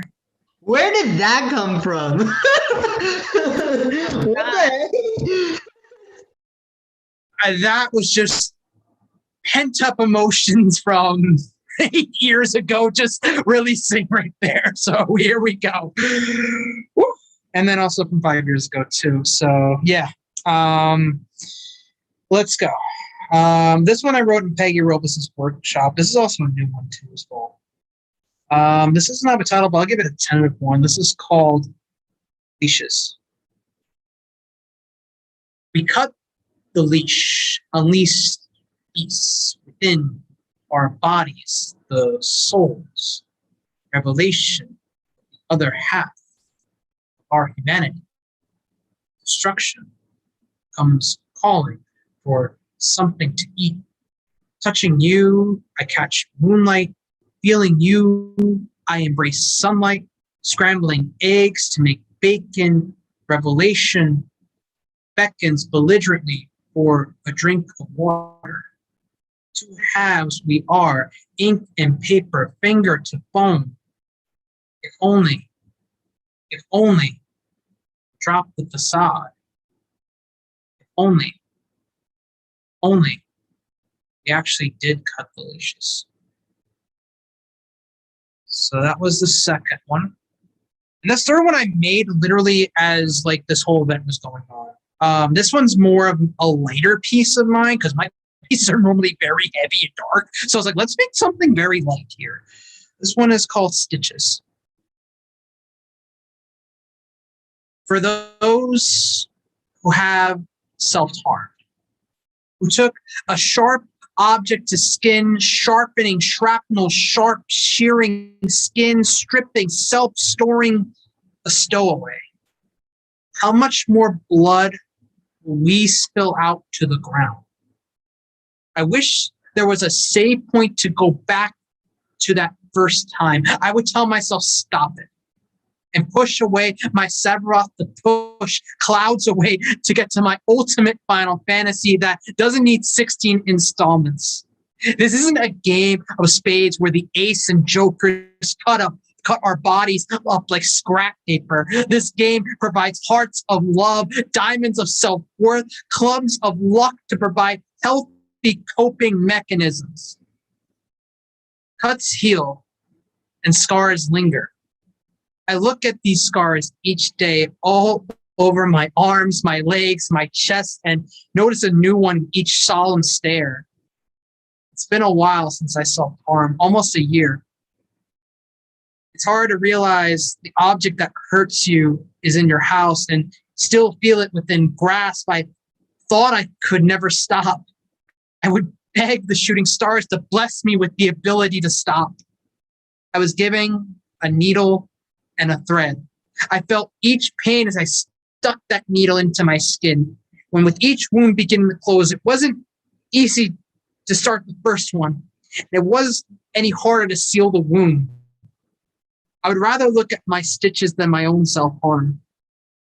I would ask you to love yourself. Find a quality about yourself. Find another and another and another. Heal your heart. I'm still healing. Potions can be bought, but magic within can turn you into the warrior that you need. Hold your head to your own chest. Kiss your forehead and whisper those words. Let me love you. Let me heal you. I've done it. Try it. Could help you. Thank you. Yeah, man. Yes, everyone make some noise. Nick. Woo, woo, woo! God, those pieces. man. Jersey! A new piece. How do you just casually drop that? Like I created that in this space, like just So that was nonchalant. light. That was your light piece. That was more of my later pieces. Yeah, a lot of my other ones are very super, way more intense than that one. It's very like intense. This one's actually like lighter because it actually has a lighter meaning to it. It's about healing, like self-healing and Yes, everything. it is. Yes. I've heard that there's some Yeah. danger in the water in Jersey, but like hearing the 1-2 punch, it sounds like it does something. I just want to Awesome. know what the kitty god thinks about you hanging out with Canine. The kitty god needed a bit of a rest. Even kitty gods gotta like take a little bit of a break every now and again. This lovely little wolf right over here just feels like it needs to bring that intensity right there that the kitty god. And on There the you 8th day, the cat didn't give a fuck still. You need cat naps too. Awesome, Nick. Yo, what do you got going on? Anything you like to promote or celebrate or just like to share with our audiences right now? So you can follow me at The Real Nick P on IG. Also this Wednesday, I have a show on The Word Is Right. It's Poetry Time with Nick P. It starts at 9:15 if you guys want to come through. You know, I got quite a few people that are coming. A lot of people are interested too as well. Thursday, I'm going to be doing another live event. I did one Saturday, which was awesome and everything. It's going to be live. I'm going to be in Jersey. So I don't know if I'll be on the online scene Thursday, but I will try to get back in time for it. Depends on everything. But, you know, yeah, like I'll be at Claremont Distillery over on this Thursday if you all want to come through. So again, Richie, this has been an awesome night. Thank you for having me. Yeah, this has been incredible, you know. Yeah, as always. So it's like, I mean, I've said it, and maybe it's been a while since I've said it, but this is our way of reclaiming Mondays. How many of us grew up with like Mondays are that thing that people hated? Was I turning into the Matrix? Oh yeah. Yeah. Mainly a little bit, but it's all good though, man. Well, no, oh, Agent Smith is coming out. But no, for real though, like I like it because it's like it's a shot to start the week of all this stuff. So also El Paso, Juarez Las Cruces peeps, I got more stuff coming up, so stay tuned. If you follow Barbed Wire Open Mic, I'll keep you updated, or just me personally. Most of you guys already know or follow me already, right? Richie David Marufo on Facebook, online, Dead Wall Reveries on Instagram. We got a poetry slam coming up in July with our Las Cruces peeps. So stay tuned for that. That's going to be really cool. You guys want to go out and get your slam toes wet. You know, that sounds weird. Your slam toes. We had some poetry readings coming up and some art galleries and some other things. So stay tuned. Yeah. It's cool to see all, and of course, like always, we're going to keep this going because this is a space we all love and need. All right, we're going to go ahead and go to San Francisco, where another person we all know and love, huge supporter, does so many great things as well. You know, by the time we get here, her name's been dropped so many times. Let's go ahead and make some noise and welcome Finn Bell to the stage. What is up? Hey, Richie. Hello, can you hear me? Hi. Yeah. It's a little low. Is it? It's super low, just like I knew you. Take them off. Oh, maybe my mic is broken now. That's so sad. Okay. So this was a poem that I made after Fincabulary last week. It was actually dedicated to the storm, goddess of storms, who is also the goddess of naps. It is called Tulog Na, which means go to sleep in Tagalog, aka Stardust. I nestle beneath your chin, Diyosa ng pagtulog, mandolin to play, your dreamtime melody. You position your nimble fingers, my strings spill my love out as a stained sigh. Strum, feel the echo vibrate on your chest. Match me in crescendo, waves of music lilting and crashing. Okay, and then this next one is called Rope. Yeah, so it's punctuated with something a little bit more, maybe sad. I don't know. Escaping past behavior presents itself easily on page. It is lovely words and even more lovely sentiment that take you where you want to go. If you step out, step up, take that vital first step. Let me tell you now.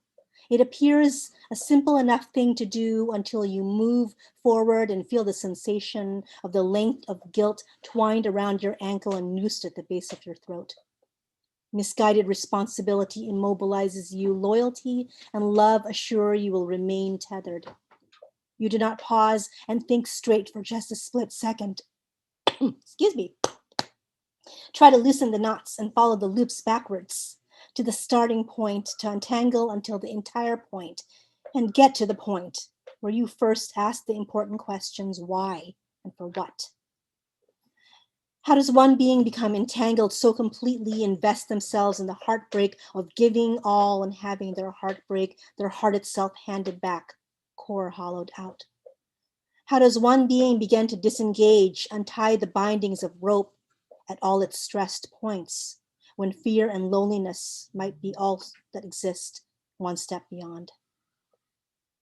And then I wanted to end with a poem that's kind of a tribute to weather, but it's weather through looking at the old Filipino gods. So they all represent something, all elements of weather, like storms and typhoons. It's called Himpapawiran, which means heavens. The rain beats upon a full drum set of rusting corrugation, cymbals screaming and bell-like tonal rapidly along warped edges, deep tympanic booms punctuating the in-between. Humihinto ako at nakikinig. Naaamoy ko ang pagdating ng bagyo. At nararamdaman ko ang lakas nito sa lahat ng aking mga buto. We only bring out brightly colored umbrellas to hold aloft against a brutal sun. They offer us scant shade and comfort, but are laughable against Habagat, flexing his celestial muscle, stirring up a rowdy mix session of lightning and thunder in the hopes of Amihan looking his way. Tahan, makapangyarihan Diyos ng bagyo at hangin. Hindi po ninyo binabaling ang kahali-halinang ulo ni Amihan sa inyong pagyayabang. Naaalala niyo ba ang kaguluhan na ginawa ninyo pagkahamon kay tandang panahon sa inyong mabangis na tunggalian kay Buhawi? Huwag maging sanhi upang magalit si Bathala sa langit. Thank you. Yeah, shout out to the storms, all the summer storms, storms growing within and without. Hell yeah. Female, yes, love man. you. Oh my goodness. Love you. That was awesome. Yeah, absolutely. I see a lot of people rocking your first book or your older book. That's awesome. What do you got going on? Shout outs, places we can connect with you, all that good stuff. I do have 2 open mics this week. It's crazy. I can only handle one, and I created a pop-up one for Juneteenth on Saturday. So I have the normal Thursday one. As Michael already mentioned, he is the feature. It's an ode to your favorite poet. On Saturday is the title is Freedom, because it's Freedom Day / Juneteenth. And we have 3 features on that one, or 3 showcases, but it's also a tiny bit of an open mic. And in that one is Sky's a Limit is one of the features, Kingston Nally and Denise L. Washington. So if you guys can come, it's slightly earlier than the normal open mic. It's 5 o'clock for me at least. But yeah, you guys can come through. That'd be really awesome. Oh, and also, just like Michael, I'm also part of the anthology with Poetry in the Brew, which is Sinew 10 years of Poetry in the Brew. Yeah. Awesome. Thank you for that. And yeah, any links will help as well. Try and spread those. Thank you as always. And thank you for all your spaces that you've helped, and then also you're also such a huge connector as well for so many of us. So one of our beautiful bases of like what's going on here and supporters. All right, thank you. I always love when I do have a chance to make it to one. I've always enjoyed your mics, and you always have some dope stuff going on. Okay, so let's go ahead and so that's coming from the Bay Area. We're gonna go ahead and if you were here at the beginning of this show, and if you've been here for a while, you know that this show is based out of El Paso, Texas, and we're gonna go ahead and come back to El Paso and welcome a couple of performers back to back. More birthday twins. Apparently that's a thing because we got the Marissa and Generalissimo Roaster Toast coming up because they have the same birthday.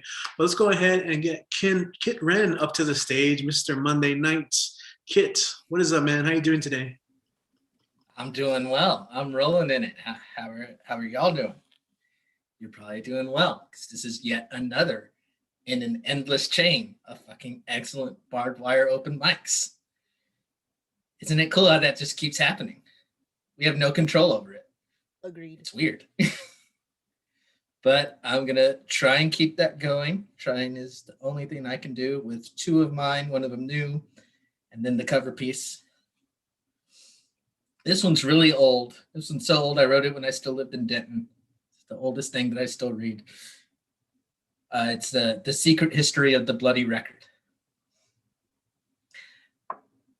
In Ceausescu's Romania, 1 in 3 citizens was a government spy.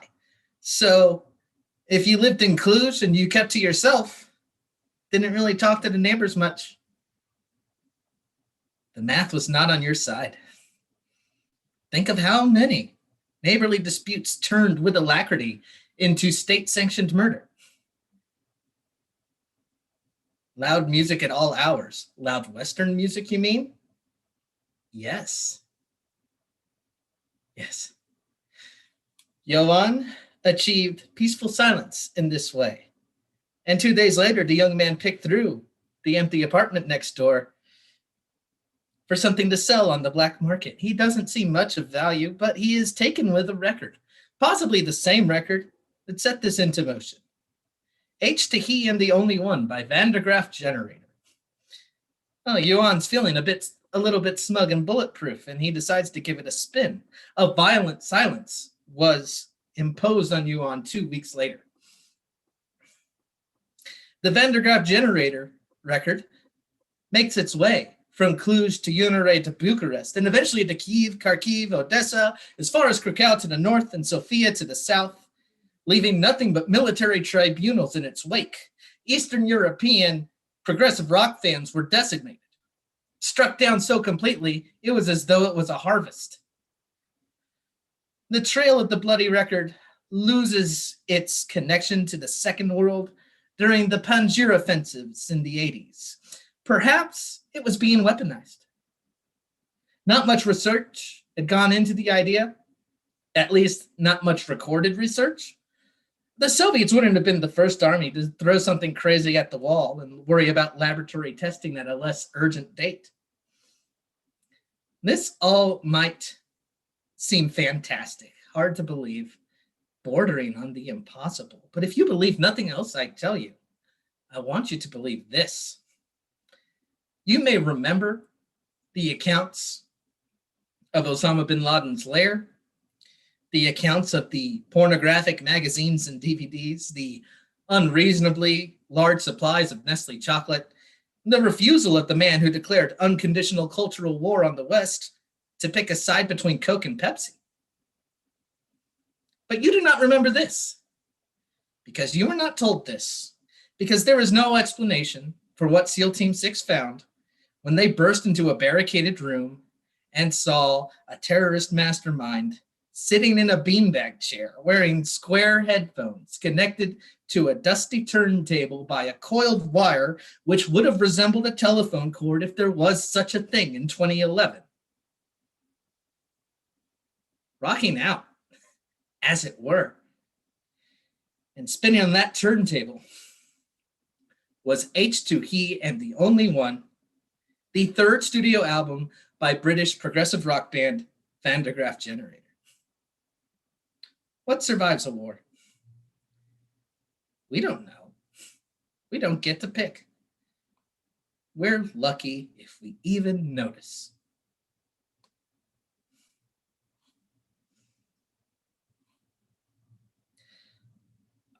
All right, and the new one, be gentle with it. It's gonna have to trim some of it, but that's later. Mutter, mutter, mutter, transition, transition, new one. Machinery around me is beeping in a set pattern, something someone could make a beat out of, but mine are the devious talents of the A&R man. I try to figure out where I am. I am horizontal. Not an answer, but a helpful piece of data.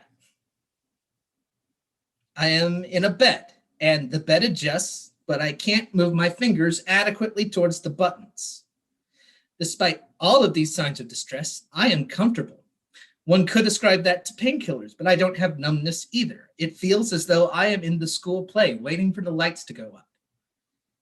A man in a lab coat, hurriedly draped over his name brand Italian suit, opens the door of this context indicates hospital room.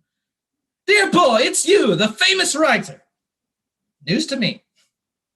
Your fans are lining up around here to see you, to say they were there when the light left. I'm not leaving, I don't think.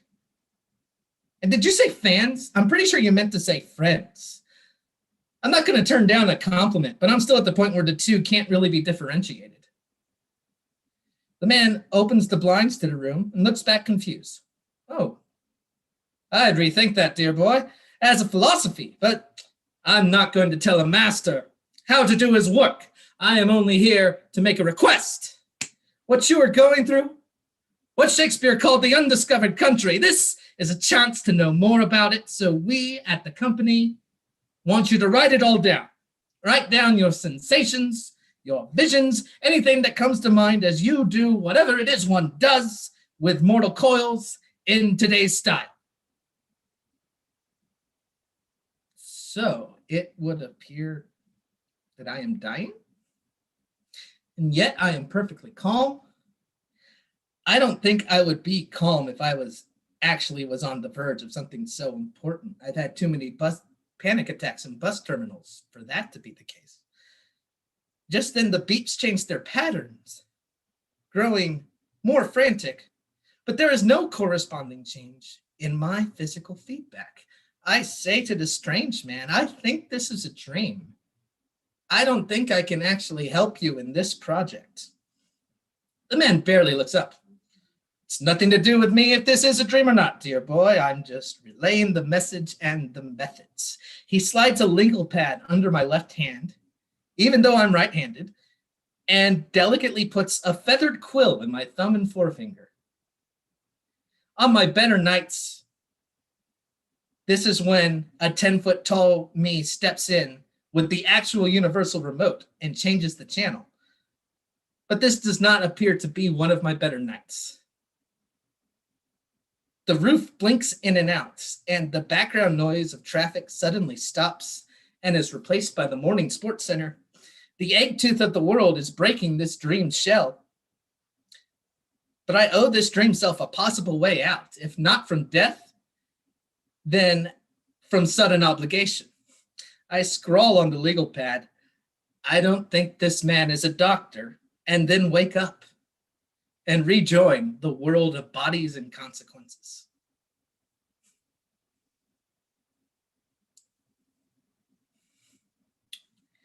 And somewhat related to a scary nightmare I had months ago is what I picked for the cover poem, which is Scary Movies by Kim Adanasio, one of my favorites. Of course, it's my fucking favorite because I'm reading it. Mutter, mutter, mutter, transition. Today, the cloud shapes are terrifying. And I keep expecting some enormous black and white B-movie cyclops to appear at the edge of the horizon, to come striding over the ocean and drag me from my kitchen to the deep cave that flickered into my young brain one Saturday at the Baronet Theater when I sat helpless between my older brothers, pumped up on candy and horror. That cave, the litter of human bones gnawed on and flung toward the entrance. Completely lost my pace and goddamn it, where'd it go? Gnawed on and flung toward the entrance. I can smell their stench as clearly as the bacon fat from breakfast. This is how it feels to lose it. Not sanity, I mean, but whatever it is that helps you get up in the morning and actually leave the house on those days when it seems like death in his brown uniform is cruising his panel truck of packages through your neighborhood. I think of a friend's voice on her answering machine. Hi, I'm not here. The morning of her funeral, the calls filling up the tape, and the mail still arriving. And I feel as afraid as I was after all those vampire movies when I'd come home and lie awake all night, rigid in my bed, unable to get up, even to pee, because the undead were waiting underneath it. If I so much as stuck a bare foot out there in the unprotected air, they'd grab me by the ankle and pull me under. And my parents said there was nothing there. When I was older, I would know better. And now they're dead. And I'm older. And I know better.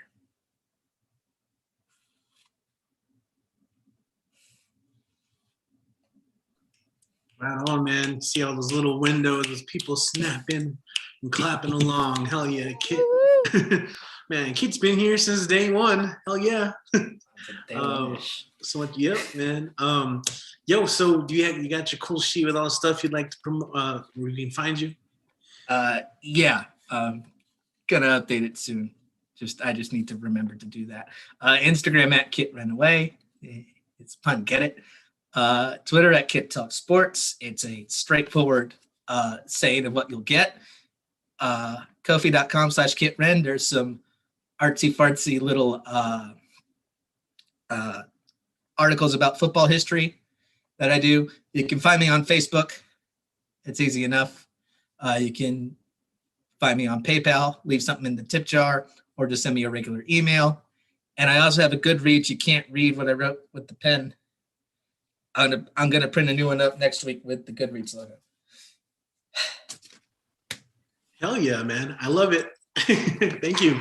So I mean, most of you guys maybe have seen it, but like earlier on last year, I started making these joke shirts, all kind of inside jokes from the open mic. And I apparently, we need to do a second round, and 2 of them are kid inspired. I like the mutter transition one. That's a good one. And then what Lee said, the ending as like end poem. And we could put end poem or end set, underneath. That'd be really My dad's cool. a militant atheist. He'd be so pissed if I had iconography of me doing prayer hands. So funny. Let's do it then. Yeah. Yeah. I would like to put in my pre-order for an extra large mutter transition shirt. Absolutely. I'm gonna work on the designs this week because I have a million of other things to do. So, you know how we're always so productive when we procrastinate. Just the way it is sometimes. If you guys get any other shirt ideas from these open mics, put them in the chat. I'd love to see what kind of things you guys can come up with. They're inside jokes, common things, the ways we all relate. That it's our community discourse, so to speak. All right, but let's go and keep going. Speaking of community, another one of our favorites, gender chaos. I love that so much. We got Lee MS, our MV Lee. Let's go and welcome Lee to the stage. Oh yeah. Hello. So I have 3 new stuff if I know how to count. Sorry, 3. So I have 1 old, 2 new stuff. And I'm just gonna go with it. Okay, it's called I'm Here. Transsexual. It's when a woman wants to be a man. Corrected on my own sense of self, my previous words erased by outdated terms that could only come out of the ashen lips of a dinosaur who should have retired many centuries ago. He asked, "What does your husband think? Won't he miss?" Hands squeezing the air between them and his chest, the only eye contact I had through the session happening as he mimed hands groping breasts. I sighed in all stitches of grief and landed on disbelief. I shook my head no and reassured him again with a, "I can bring him in if you want to. He's waiting for me outside." Head shaking, pen scratching against a Jell-O notepad. "I will have to diagnose you. A test, some sessions, then I can make a recommendation." I thought, I was not aware I was sick. I said, "Did that help with getting my surgery?" I thought again, why should I ask for permission? Therapy, then maybe hormones, then maybe after a few sessions of me paying him to tell me what I had already explained, then hopefully surgery. He ushered me through the door, impatiently handing a note to his secretary and murmuring, "Set her up for an MMPI for next week." He disappeared behind the closed door of his office, where I had told him my illegal name, my undocumented pronouns, my body's immigration goals. I thought, them, capital letters, full stop. The secretary called me by a name I had buried 6 feet below ground ages ago, while looking at my paperwork with my illegal name clearly written across the preferred name option that apparently was only there for decoration. I thought, Lee, 1 syllable, ambiguous, mine. I said nothing. "You won't see him that day. It's just an exam. 3 hours. Bring some water." I said I will call at a later time to schedule it instead of ignoring her dead name me and misgender me for the 6th fucking time of our interaction. I hung the phone on her days ago when she called asking for that name, informing her of a copay. I said, I don't know her. Repeat this exact experience, only I have wasted months with him. His performative allyship apparent only when he talked about friends that gave no permission for him to disclose their lives and out them. I thought, will he ever shut up? I nodded and tried to interject here and there, interrupted by his complaining of, all those made-up labels and comparisons of the collective us to child predators. infiltrating our already vulnerable cultures. I thought, oh, fuck no, and tried to correct him. He gave me 2 books and sent me home to find other ways to cope with dysphoria, stop astral projecting out of this meat prison, and maybe distract me from finding made-up words to define me. He called me months after he realized he missed those $30 a week I had added to his budget. I let it go through voicemail, deleted, left him unread, deleted, blocked. From 22 to 32, a decade word of the same old, now hiding myself from specialist, a care team that I should have been able to trust. Meanwhile, being out and about in the company of my hairstylist, piercer, tattoo artist, and oddly, OB-GYN, who showed more empathy than any other paid piece of shit therapist, psychiatrist, social worker ever did. I thought, this is now on my terms. And I said it out loud, too fed up already to pretend. I thought, well, if following the rules has only postponed my transmutation 10 years, might as well use this anchor steering me across borders to falsify the anguish to make it just strong enough to be alarming. What's one more anchor baby doctor shopping across the border? I asked of them to circumvent the insurance policies, made accomplices of the empathetic people who had made unsafe places feel safe, even welcoming. I said my name, my pronouns, my transition goals. They justified procedures with minor circumstances so that I could live and just be. I'm here, and I'm not going anywhere. For those not in the know, my name is Riordan Lee Martinez Soto. Roll your R's. Get the accento right. Don't come at me with your gringo version because you can't be bothered to learn. I break the boundaries of the binary. I am gender chaos, gender unknown, gender 404 not found. My pronouns are not optional, regardless of the space between my hands and my chest. I exist, and I refuse to be defined by others. That's one. Have 2 other ones. First, this one. Oh my God, I need a break after that. You need to let that breathe. That's like a good wine. You got to let it breathe. God, Let us applaud you. There you go. God. Yes, please. Yo, you blew up the chat. You need just to breathe. You can see me turning red. Sorry. Wasn't but proud thank you. So the other one, this is, for those in the know, this is our response to something that happened this week. So I'm just going to go with it. More than likely, my husband is going to go up in the chat, but here he goes. This is called The Good Immigrant. You eat and spit the same rhetoric placed on those like us, the bad ones, the illegal ones, whose existence, had we been caught, would have changed the outcomes of where we stand. They should come here the legal way, as if the imaginary borders drawn over time after time changed the legality of existence and the sufferings, joy, heartbreaks that come with being born down below, south of the north, north of the south. They are not grateful. How grateful should they be for sleeping on the streets, hoping that the time will come for their journey to end? How grateful should they be for the scraps of empathy, leftovers of the same kind shown to the inspirational pornography we all deem appropriate, valid, or legal? They are criminals. The same way the war criminals made of the half of us we like to pretend never existed, the ones who plundered, raped, ransacked our other half's life. Are those different? Do the rules of basic morality taught by your colonizing murderous church not apply to the ones on their unholy crusade of genocide? Perhaps erasing the savage in us, approved by your all-seeing, egotistical, narcissistic excuse of a god? To what extent does your moral religious compass would stretch? Is existence no longer sufficient to earn the right to live? Or is it because our siblings are no longer in utero for their lives to matter? The second one. And the last one, this one is based on the trip that we took through the Amtrak from San Antonio to El Paso. It was pretty cool seeing a bunch of like ghost towns. Well, it's sad and cool at the same time. So here it goes. It's called What We Built. Everyone warns you of what lies in the woods, but it's rare to hear of the liminal spaces found in between the buildings of urban landscapes, surrounded by uncaring concrete giants and the echoes of ourselves, left behind in our careless flights of anger, flights of fancy, flights of fear, signs of triumphs and defeats, warnings for those to come after. Everyone warns you of the isolation when you cross the gates to the intact areas of the world that remains unknown. But nobody ever warns you of the isolation felt in the places built around each other, that proximity with the us suffocating, unnerving, and in its own way isolating us from the self.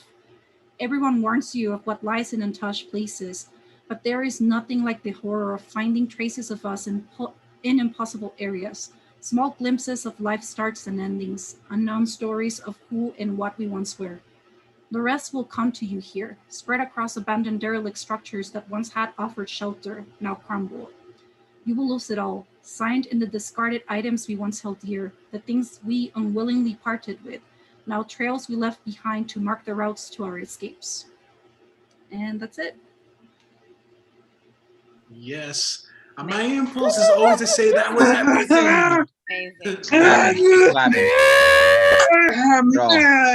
That was awesome. Damn it. Wow. Damn it. That was. Damn it is the perfect response. Like, Lee, you're amazing. And shout out to Andres, always supporting YouTube stream. I dig that. It's great to have that support. It's everything too. If anybody is the MVP, it's Andres. Andres is the MVP. True. Hell yeah, MVP. Awesome. So do you want to share your info? So maybe someone is tuning in for the first time and wants to follow more. Yeah, I don't have my little sketchbook, but you can follow me on Instagram. It's at cadáveres, like cadavers with an extra E, _literarios, like literary instead of a Y, it ends with iOS, like the system, operating system. Anyways, or if you don't find me there, you can also follow me on Facebook, and it's Lee Martinez Soto. It's easier to spell. And in there I have my Linktree where you can look up all the information. Sorry, I was muted. That was perfect. Awesome. And there's something really important that happened too, because I know the impulse is to just go from one thing to the next, but that poem, you ended and everyone just I don't think I've seen the chat move so fast before, just people just dropping gratitude lines. And I love that everyone kind of was like, whoa, hold on. You gotta let us breathe. Because it's, so that was a really cool moment too. But I love it. Thank you, Lee, and all of you guys as well for all the love and support. That's what it's about. All right. As you see, we have a long list. We're gonna just keep going, guys. In fact, we're gonna go to Florida. We have Domo Beth, our superstar, our one-person show. She's gonna do some poetry and music. And you're like, no, yeah, we got Domo Beth up in the house. Let's go and make some noise and welcome Domo to the stage. Hi, what's up? Domo! What? My goodness, I was gonna do a whole lot of stuff, and I was like, oh man, I want to come up here. I'm gonna be like, I got 20, and then Domo, we love you. I love you too, and hello. I cannot do 20 because I decided to practice the guitar before I went on here, and then now my everything hurts. Everything's like, oh, go to bed. So I actually wrote a little snippet of a song. Let me go on gallery view first of all, because I like to see beautiful faces. And yes. So I wrote a snippet, meaning it's not finished, of a song, and then I wrote another one the other day. And then I'm also going to do a poem and another song that's not mine on a guitar, only because I want to show you guys my new setup, which I'm so excited about. So so yes, yeah, talking a lot. Let's do it. So this here it goes. Here, I'll just start doing it. Okay. Being on the scale of existence, watching others rise, seeing myself fall, no assistance. How could this be the way I die? Then it reaches down, and extending, says keep eyes on me, I'll be consistent, falling in. And then I didn't finish that, so that's what I got. And at the end, and then I'll do the poem because it kind of goes with the song. This is called Left Behind. Get ready to get depressed with me. Okay, so a little background. I woke up and I thought the rapture happened, and I was so scared. I texted everybody, and I found out it was just a dream and a facade, and I was crazy. So, so this is called Left Behind. Heart thump, skip beat, felt insides halt like collective realization death is near. Am I living right? Can't go, hoping it's not tomorrow, hoping God lets me live for 24 more. Have to change. May come struggle, but never regret, never hand chest thump. In reality, it could be today. I could be left. Deal with the united elevator that left skin hollow and spirits lifted, mind still solid in its sheets. Still escaping through flesh in choice of bad choices, still unfocused. Tune in to the emphasized pound of muscle and rib cage, internal base set to wake up your missing opportunity to repent, to prevent regret. Thrashing start, heart still in cautioned movements. Observe the cool vents, the warm sheets, sounds of sirens, helicopters. Or is that a lawnmower? Are the birds still chirping? Thank you. Yeah. Yeah, man, that's scary. That's scary when you don't know if the rapture's happening. No one knows. But yeah. Next song. So okay. I don't have time to cry. I barely have time to breathe. Splitting in pieces, see, as I become 1, 2, 3, falling in the craters of my mind, crawling from the wasting of my life. I don't know if I'm feeling now or if I'm numb. Come wake me somehow. I'm tired of hearing others' voices. I'm dying for a break in my skull. Rip me to shreds, watch my skin withdraw, falling in the craters of my mind, crawling from the wasting of my life. I don't know if I'm feeling now or if I'm numb. Come wake me somehow, falling in the craters of my mind, crawling from the wasting of my life. I don't know if I'm feeling now or if I'm numb. Come wake me somehow. Thank you. And then okay, and now the setup.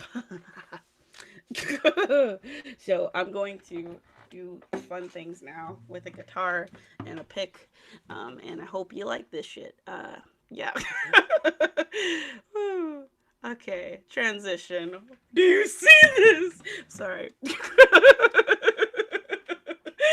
I was so excited when I found out I could do this. So yes.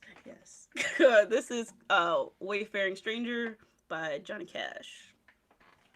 Yeah. It's the wrong capo. I'm just a poor wayfaring stranger, just traveling through this world of woe. Yet there's no sickness, toll nor danger in this bright land to which I go. I'm going there to see my mother. I'm going there, no more to roam.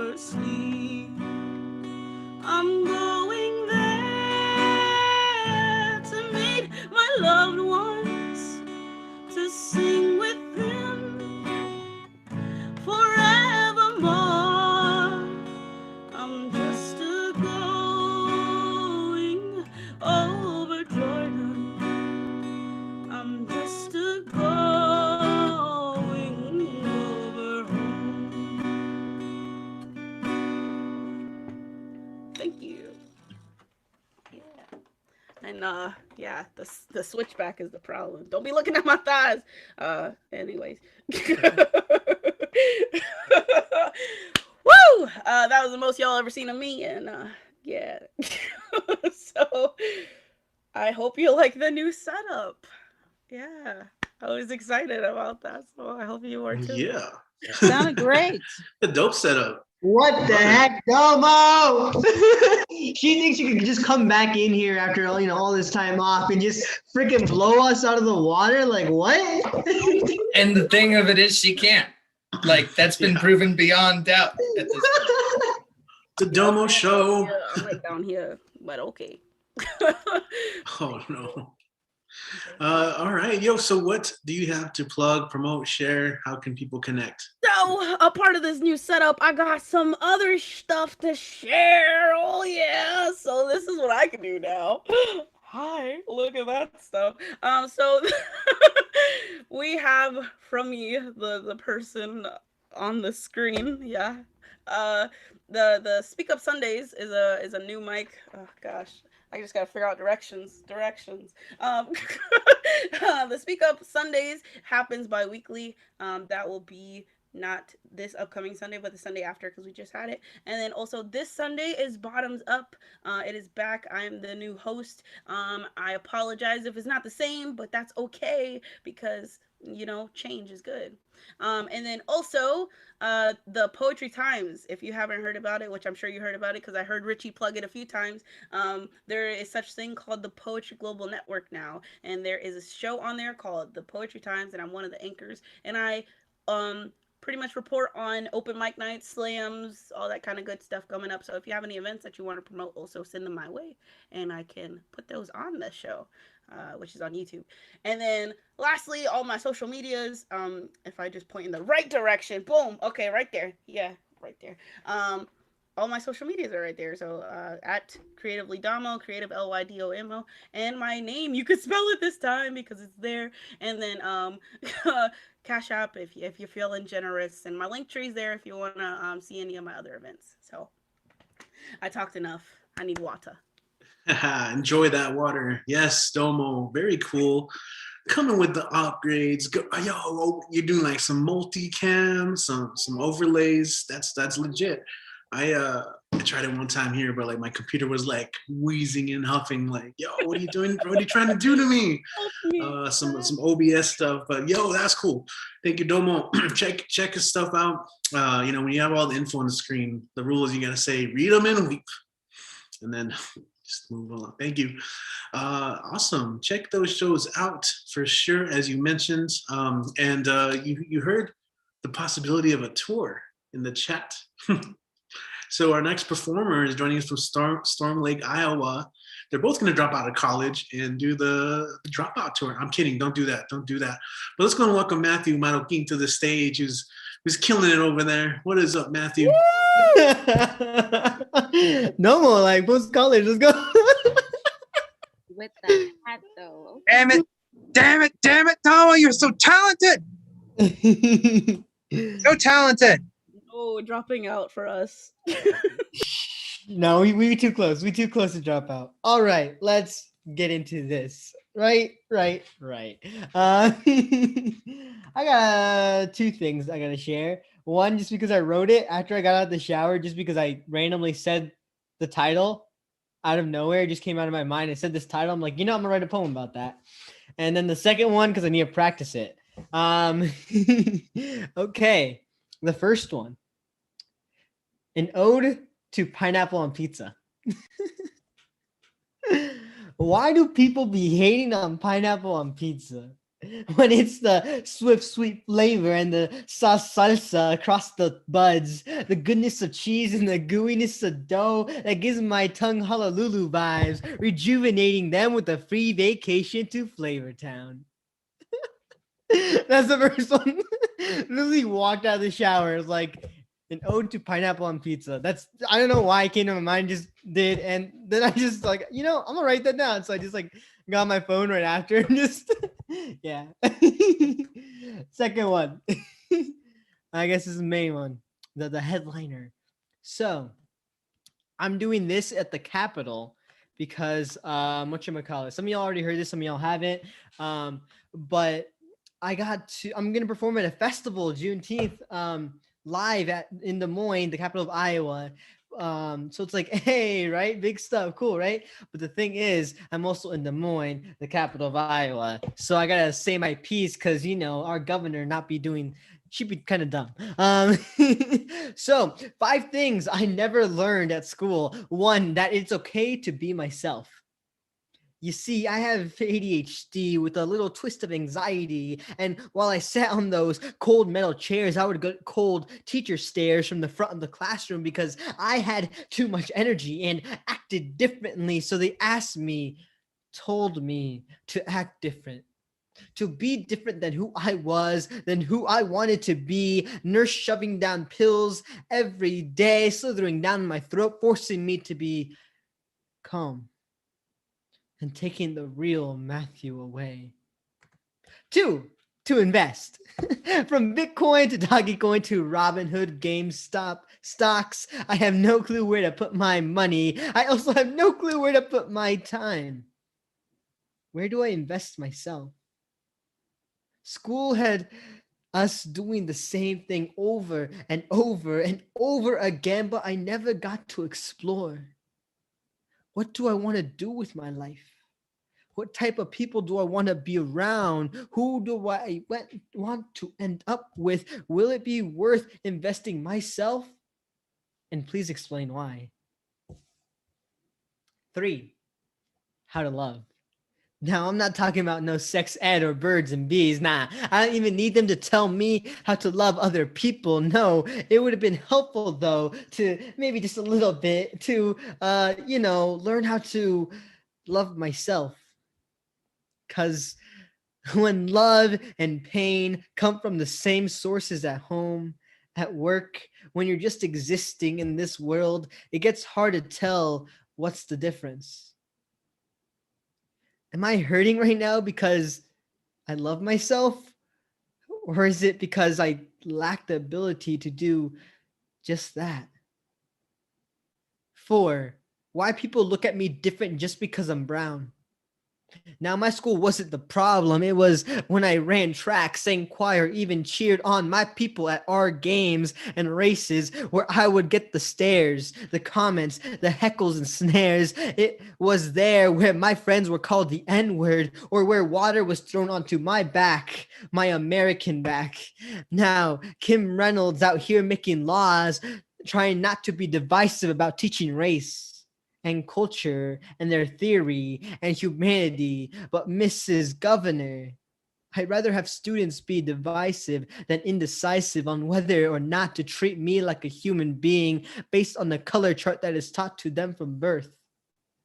I'm sorry that we don't all have the same 5. Privilege to pay for those European school trips or even a $10 homecoming t-shirt. Privilege to go to the games or stop in small towns for gas and actually feel safe.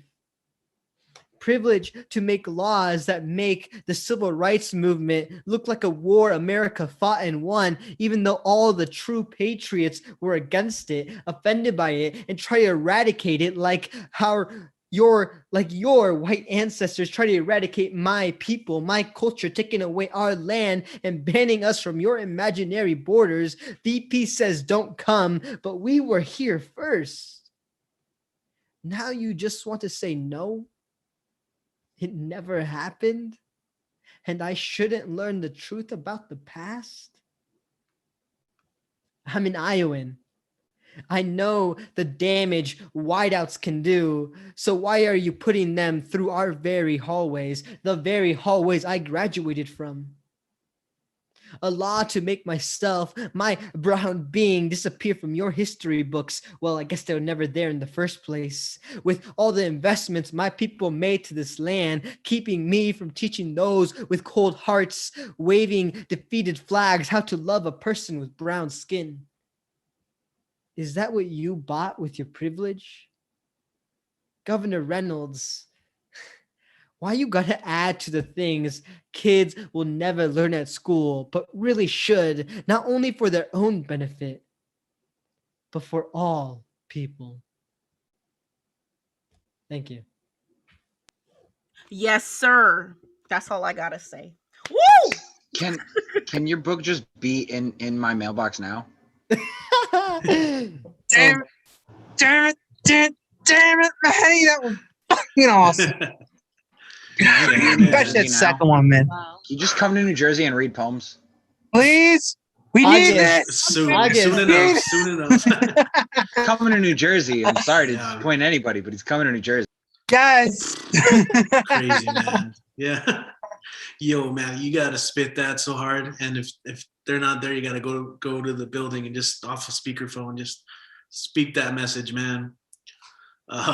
Yo, so how can people follow you, and like what else you got coming up that we can follow you and see what you got going on? First off, that first comment, I wish I could do it right at the Capitol steps. Honestly, I kind of want to do at least that last part right at the Capitol steps and have a video of just that. Might do that while I'm there. Second off, it's a Juneteenth it's a part of a big Juneteenth event that the whole Des Moines is doing, and I'm just part of this singular performance festival for all people of color, people from diverse backgrounds, only are allowed on stage kind of deal. So that's gonna be like in the middle because I want to like tell everyone, hey, get out your phones. I need you to tag Kim Reynolds in this poem right now. Just record this, post it, tag Reynolds. And that's what I'm gonna try to do. Hopefully I get a good crowd. Second off, Vida_Marroquin, VIDA_ my last name right there. If you can't see it, well, it's right there. You can follow me on Facebook again at my name. I'll probably friend request you unless I think you're sketchy or trying to sell me. I don't know, sell me things from random countries. I don't know where it's from. Y'all know what I'm talking about. Third off, book coming this summer. It'll probably be in my hands in like August because let's be honest. But things are slowing down. But still summertime. So pre-order. If you can't pre-order, just let me know. If you want a book, I'll put you on my list and I'll reach out to you. And finally, I have also Juneteenth, so that will also be live stream the event. And also, I think I do have a feature that night with The Word Is Right, starting at 7 with Hector Castañedas, if you guys know that kid from Cali. So we're both doing a feature on The Word Is Right. So I gotta like get home from Des Moines, do that, and then I fly out. And it's just like so much stuff happening. And coming to Jersey the first week of August. So if you're in the New York City, New Jersey area, let me know. Storm God is hating on Jersey like usual, Big but time, it's okay. big time. I got big beef with Jersey. Jersey And about to that's have me. both the Beast Boys. Thank you Both the very Beast much. Boys. Back to you, Richie.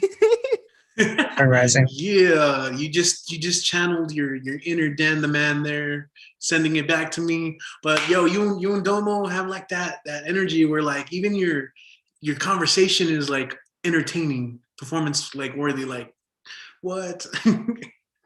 Awesome, man. I appreciate you guys so much for coming out and doing your thing and just all the support and like hopefully people do kind of make that go viral. But we'll be there for the journey. I believe I already ordered a book as well, so I can't be patient enough. Waiting. All right, cool. So check it out. We're gonna keep going. In fact, we're gonna go to New Orleans where we have a friend returning. We haven't seen him in a while. He always comes with some heaviness that we just want to listen to. So let's go and open up and welcome to the stage, Atlas. Welcome back, man. Woo, woo, woo! Can you guys all hear me? Yeah? Sure. Okay. Yeah. So it's really crazy. I've been doing these mics pretty consistently since January. I wrote a piece about how depressing it can be when you walk around with a baby and everybody smiles at the baby but doesn't smile at you. I wrote a piece about the importance of asking people how they're doing and not settling for okay. I wrote a ton of pieces about how important it is to just have genuine conversations with people and not necessarily focus on over-politicized topics that end up dividing people very quickly. And all of those things came together, and then May 6th last month, all of those messages and sharing them with strangers and not being able to share them with the one person that I was very close to. So my 26-year-old niece died of drug overdose because of all those reasons. And she leaves behind a 10-month-old son who sat in the crib in the other room for 12 hours. And he cried so hard, her landlord kicked in the door and found her there. So it's weird to write someone else's suicide letter. This is a piece I wrote over a year ago. It talks about how every one of us is basically a baby. And so here we go. This is what a baby would say. I'm sorry. I know you're tired, probably exhausted. Honestly, me too. But I just can't seem to stop crying. I don't know where I am. I don't know what I'm doing. I have this insatiable hunger, but I don't have the strength or the ability to get what I need. I feel so helpless. So I cry. And even though I can barely see you, or the rest of the world for that matter, you're the only one around. So even though I don't really know you, I'm forced to trust you. So I cry. Can you help me? It's so cold. This world gets so cold. And even though it seems like there's always someone close by, I can't find warmth. So I cry. And it seems like a lot of people want to be around me when I'm happy, when I'm smiling, when I'm giggling. But when I'm upset, sad, or in pain, everyone leaves. So I cry. But you're one of the few people that stay with me when I'm sad, when I'm drenched in my own tears, and I am so grateful for that. I wish I could tell you how thankful I am for all the support you give me, but I don't really know how to express the way I feel. I mean, sound is coming out of my mouth, but you never seem to understand what I'm trying to tell you. So I cry. I'm sure that's really frustrating for you. I know it is for me, but please don't get so angry. Don't walk away. I feel abandoned, lonely, afraid. So much so that sometimes, even when there's nothing wrong, sometimes I just miss connection. I just miss the warmth of another human being. Sometimes I just want to be held. So I cry. Can you please help me understand, where am I? There's so much going on that I don't really understand. I'm so confused. Why am I constantly hurting? They keep saying it's a part of growth, that it's a part of life in general. But why does it have to hurt so bad? And I can't seem to do anything about it. And then even when other people come to help, I don't know how to tell them where the pain is. I don't know how to tell them what's wrong. I don't know how to help them help me make the pain go away. So I cry until I'm too exhausted to move. And then I just fall asleep. I'm too weak to do anything else, really. And then these dreams, some bring me joy, make me smile. But then the bad ones come without invitation, without control, they're so scary. And they feel like forever. They feel so real. I wake up again and again in this cold world alone, afraid. And as I look around and I learn a little more each day, the world looks so different from the beautiful images in my dreams, and way too similar to my nightmares. So I cry. And I just need you I just need you and others to tell me it's okay, to tell me that you care. I just need to be reminded that I matter, and please stop getting so angry when I cry. I know there's so much you want me to learn, so much you want to teach me, but do you think maybe I could just tell you one thing, please? I know I'm new to this world and I'm so young, but there's something I need to tell you before I forget. There's something I need to tell you before the world tries to force me to forget.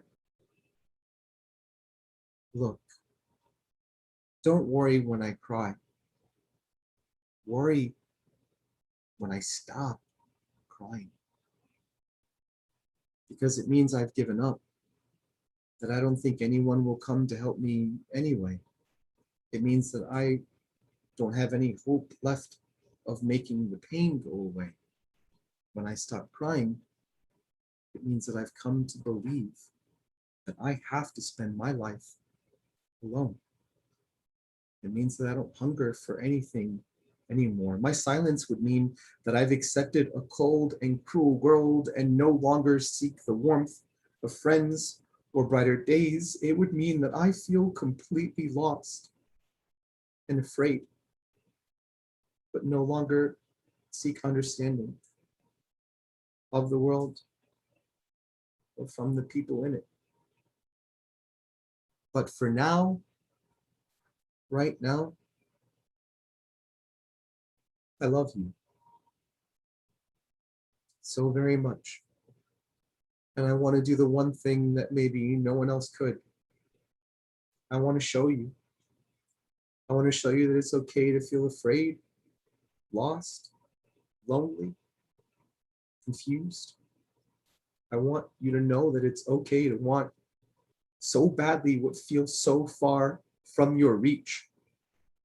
I want to remind you that it's okay to need other people the way I need you. So I cry. Thank you. Man. Shit. I mean, that's some Shit, space, brother. man. Love you, Atlas. Love you, man. Thank you for relating that. Yeah. Thank you, Atlas. How you feeling these days? My sister doesn't want to talk to me anymore because I told her that it was really messed up for her to tell all of my niece's friends that she died from an asthma attack. She already got the death certificate. She already knows she OD'd. Taking drugs laced with fentanyl. Shit's killing everybody right now. And her friends are young and they party hard. And if she was honest with them during this time when she has all of their attention, if she wasn't so stuck in herself and being the victim in all of this, she could save a lot of lives. And I tried to open up a conversation with her. I tried to get her to bond with me because we've never really been close. And she blocked me. I can't call her. I can't message her. I can't see the baby because I just want her to be honest. And she's doing the very thing that I sent her a screenshot of the conversation that me and my niece had up until that point about how she wishes she could be more honest, about how upset she was, about how dysfunctional our family is. And I sent that to her because she keeps doing all these things saying that's what Aaliyah would want. And I'm like, this is it, like in black and white. This is exactly what your daughter wanted, but she never got. We could have it now. She doesn't want to do it. And like, it really bothers me because like, not even to boast, but like all these mics, and I've been speaking and performing in like huge rooms. I've had complete strangers come up and tell me that my words saved their life, and I can't even reach my fucking sister, man. I can't even reach somebody I grew up with, my own blood. So anyway, sorry guys. Throw space, man. You know, just a lot of these things, this heaviness takes time, and I know that you're Atlas, man, but you don't have to carry the weight of the world on you, man. We'll help. Definitely check out that group, man, that space. Man Who Heal. I think that'd be a good spot to talk a little bit more about it and just connect. Thank you, man. And Atlas, if you want to drop, any links in the chat right now, but I think we always gotta remember that's that space, that time to breathe. Very, very. It's gonna be okay. It's all we can kind of look towards is that mindset. So yeah, send you all love, man. I'm sure everyone else is as well in the chat. Yeah, thanks, man, for sharing that. Okay, so we got a couple more people. Want to get them on. Give it some space to breathe, though. Don't want to just go right into it. Yeah, these Mondays are as we said it before, it's everything for a lot of people. And some of you guys have come with like some of your heaviest, like your most profound sets, like and performances. It's cool, and I just think everyone's just getting tighter in that sense. So yeah, let's do that collective. Let it all out. Like exhale. All right, so since we got more peeps, we'll keep it going, and I do want to invite. She's been coming here. It's really cool. I love that she's been making out, and I'm always touting it because I think she's doing a great job on it. But her YouTube channel is amazing. Like she's always doing really cool content.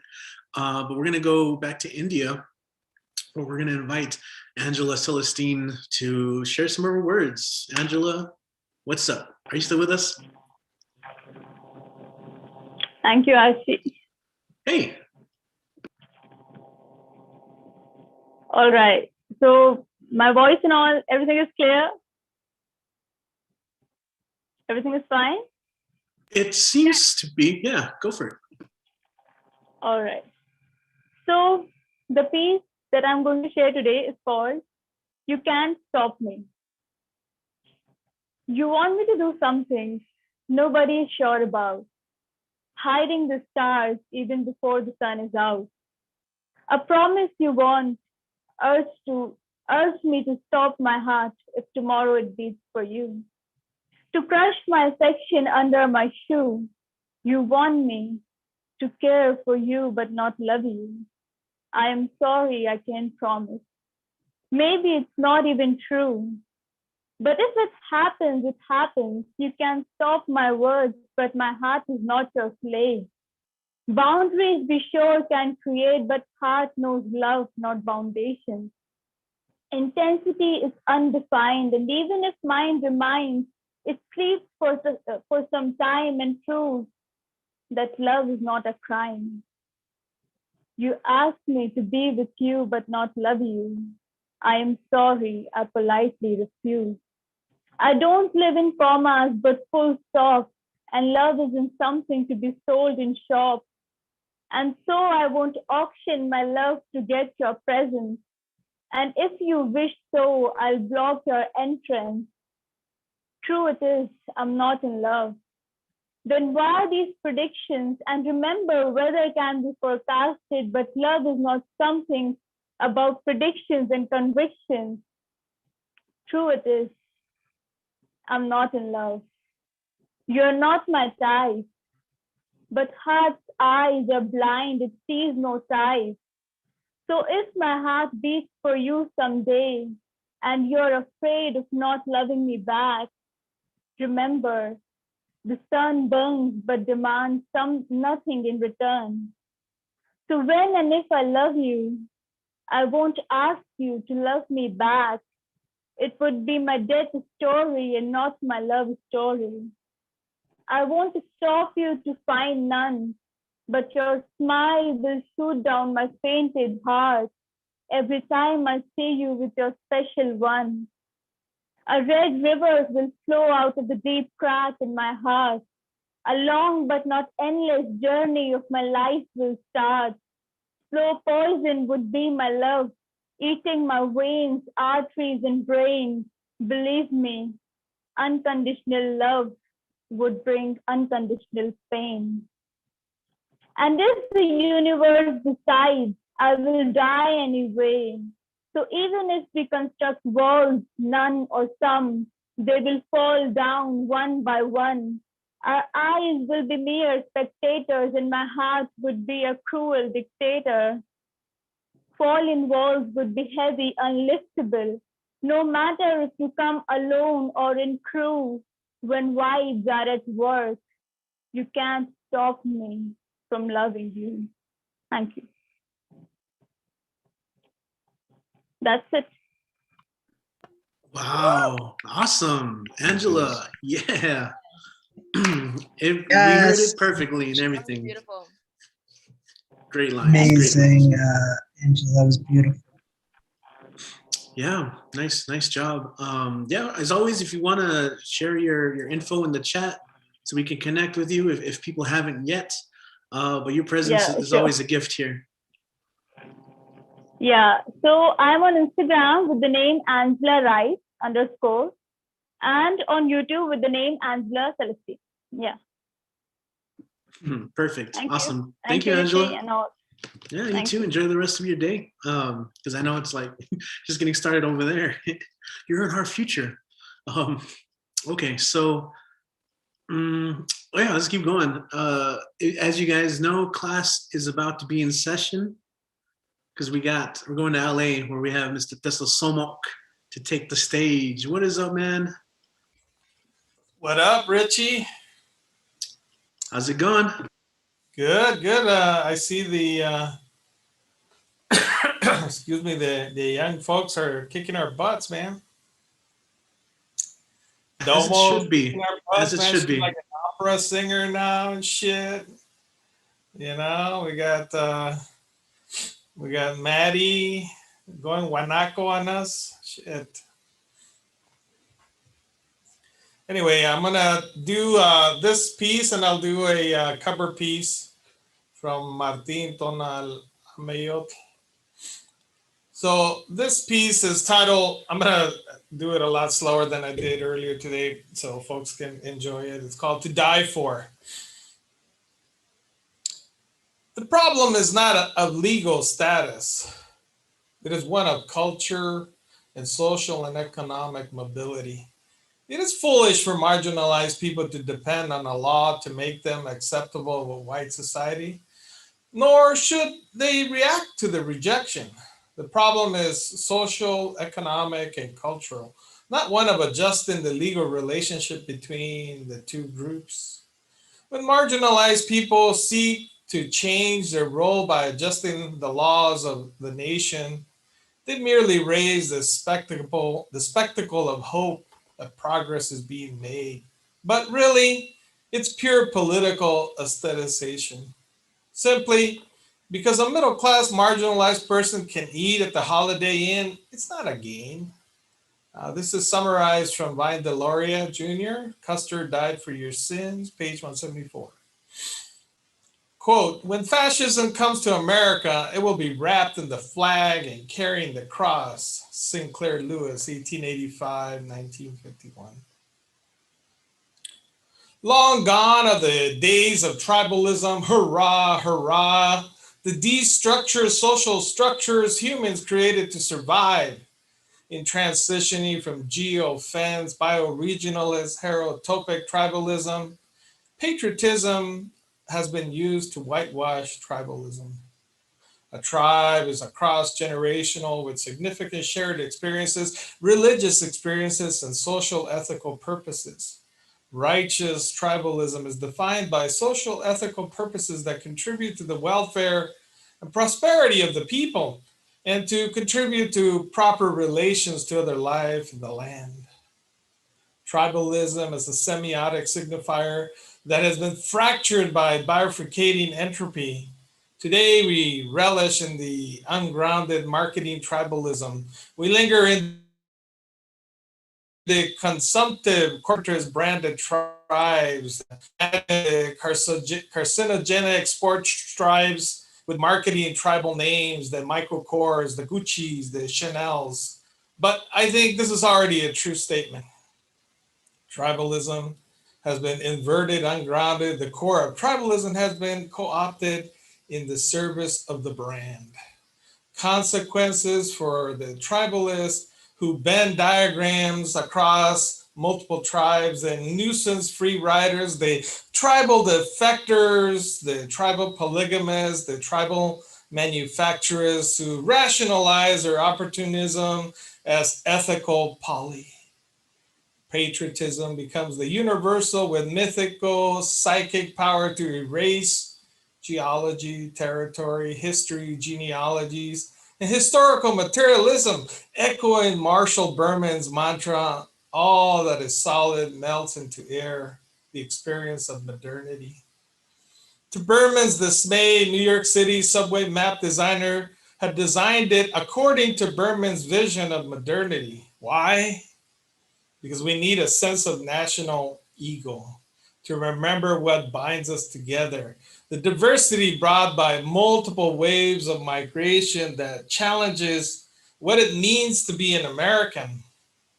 Remember October 4th, 2007, when Eagle Eye reporter noticed something missing from Democratic presidential contender Senator Barack Obama's lapel? Quote, "You don't have the American flag pin on.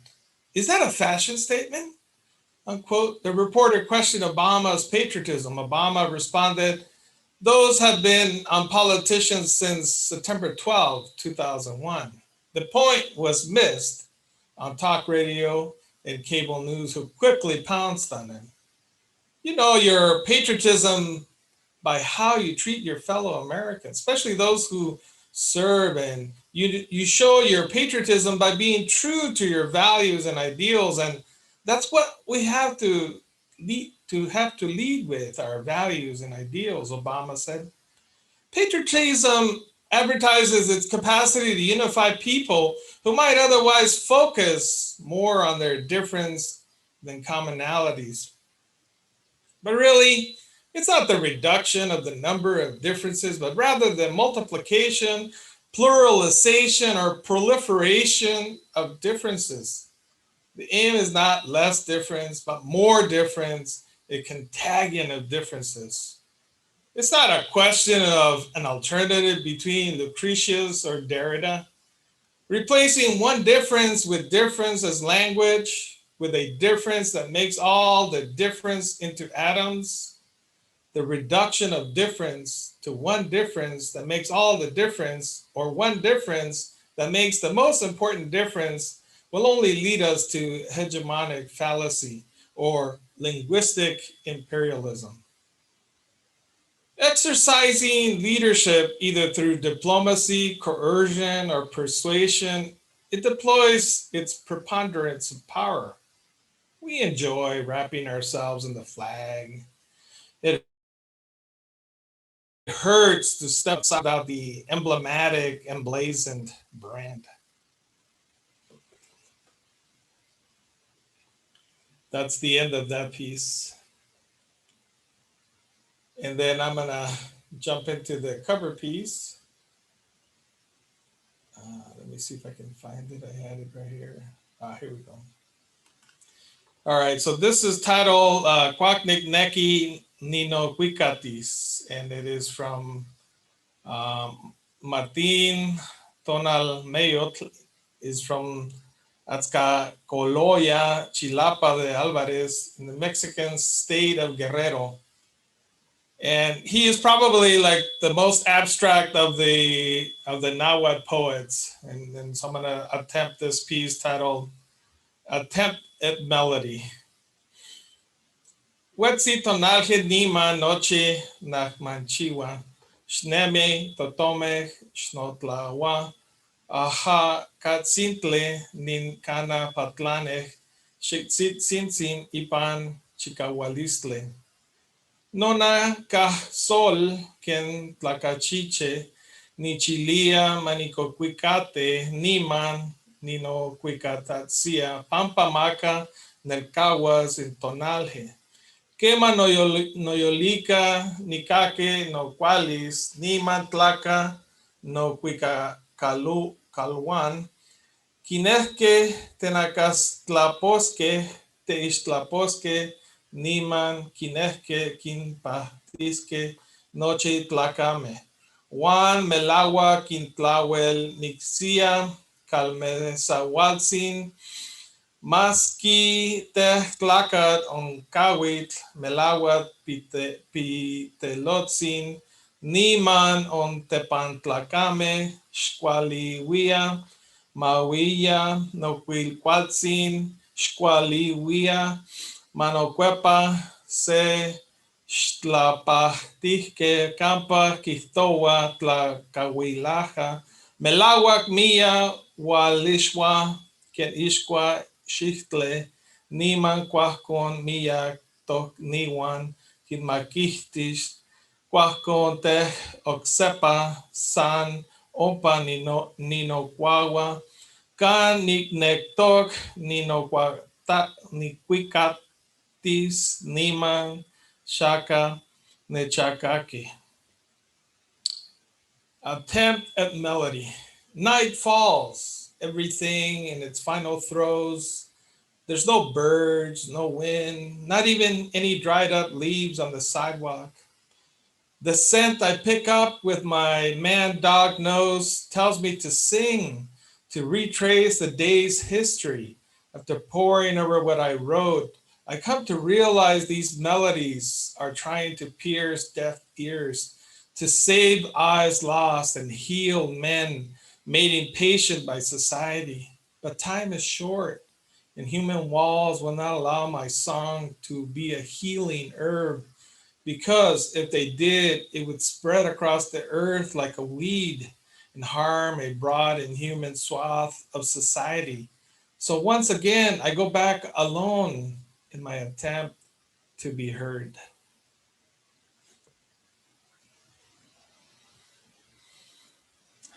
Nice, man.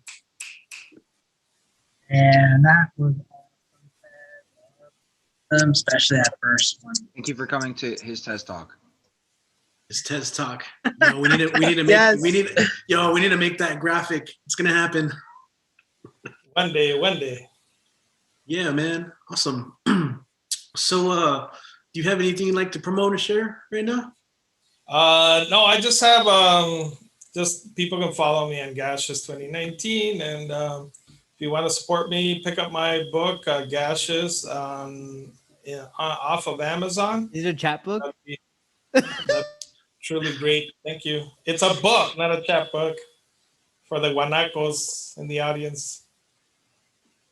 I like that. Yeah. Cool, man. Thank you. And of course, one thing you can also check out is Pandemic Poets on Facebook. Got links, share that there. Elsewhere. I know we got all our networks now. Oh man, you guys are wilding tonight. Oh. Okay. Let's see. Oh yeah. All right. So that's a Somok, and we're gonna come back to El Paso, where next up is Patty. Patty in the house. What's up?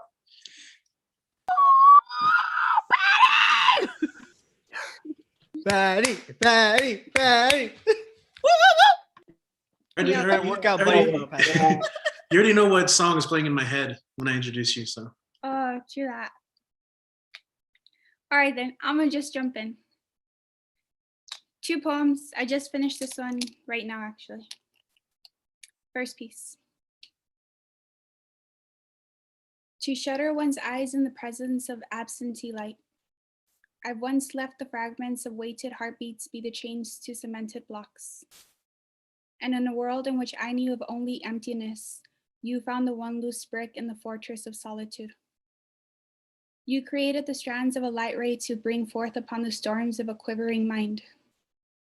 When fear became the only friend I knew, I began to feel your arms laced between those of mine. When the ache in my chest became too much for me to bear, you supplied the flow my veins quenched. How is it you showed me love without ever once having its weight tilt me backwards? How have you left me feeling so full without having the crumbs surround my footprints? I've not once taken a sip of red wine, and yet the world beyond us is spinning. Tell me how we're perfectly still in all this chaos. See, I don't write love poems because the stanzas never stay finished. Hearts tend to break as each syllable continues. I stop writing the word and fear repetition would disappear it. Stop speaking its name for the spotlight might shy it. But to say the day is the same as yesterday's pain would be lying. So I came to the window and I finally see it. Dare I say it, that it would be love. That was the first one. Okay, second piece, new shit.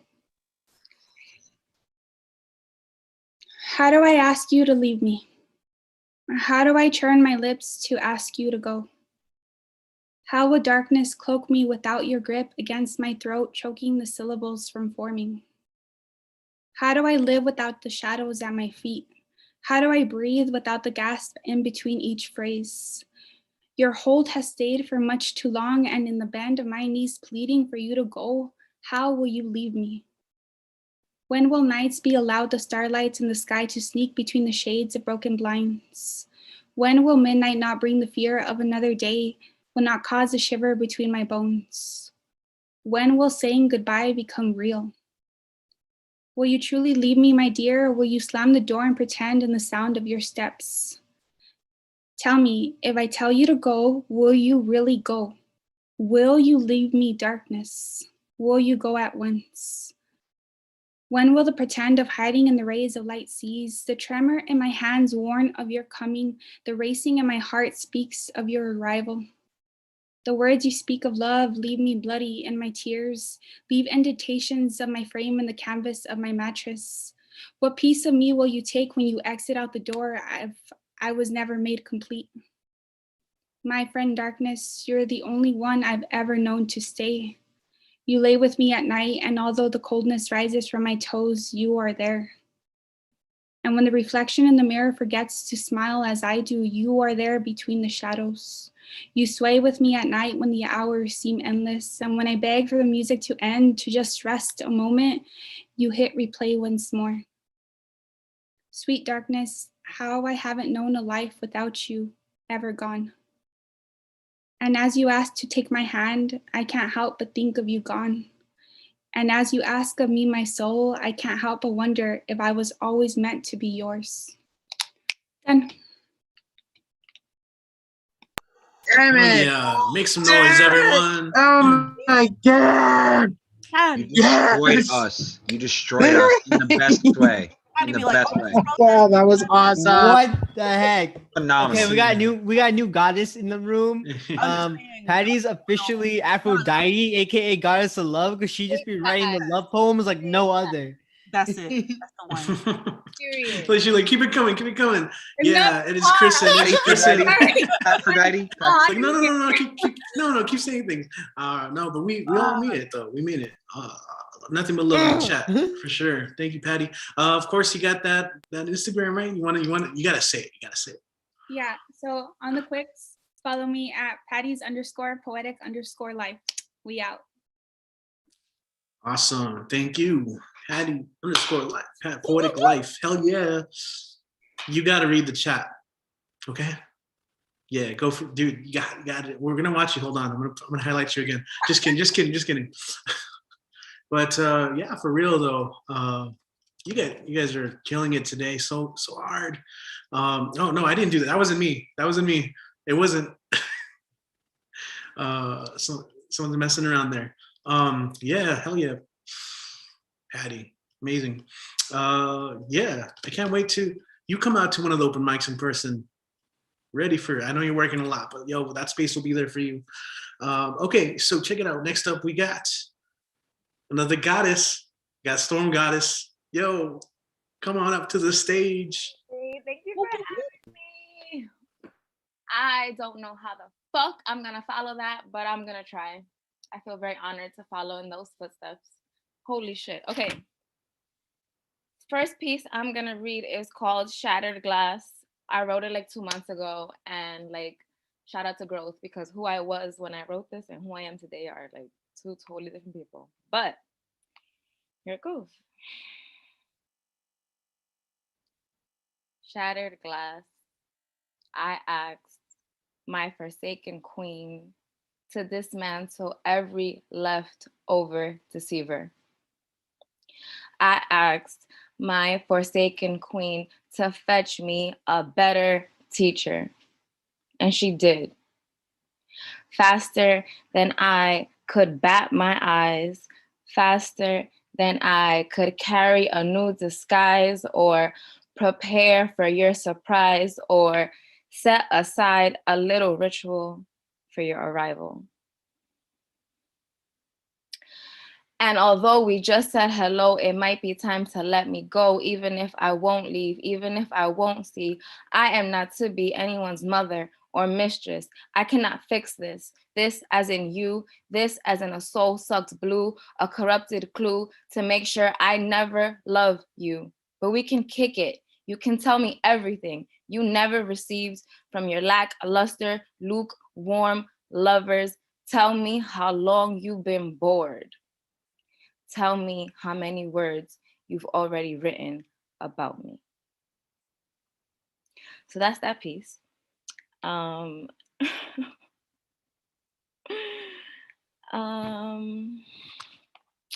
going to read something I wrote today. Well, yesterday, because it's after midnight over here.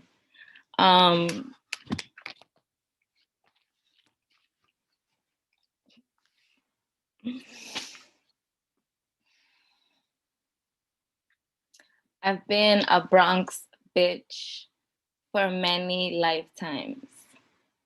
I have been burned beneath the ground and still I motherfucking rise. I am the birth of hip hop. I am long walks on the Grand Concourse. I am the matching leather belt to go with these new Jordans that we just waited in line for. I'm from using a toothbrush to slick down my baby hair. I'm from bamboo door knocker earrings with my name in the middle and a razor sharp red mouth. I'm from the second building to the left. I'm from patched Pepe jeans and a Rockaware tracksuit. I'm from Boricua, Morena. I'm from what the fuck you looking at? I'm from thank you God for letting me leave this place so I could embrace another version of me. Because bomba dancing saved my life. Drum circles brought me back to it. Poets forced me to taste my own magic. I'm from Concon, not Pegao. I'm from Kenepas, not Limoncillo.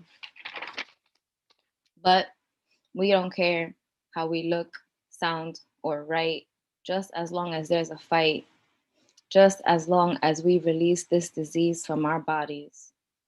A day without our craft makes us itch, makes us weep viciously.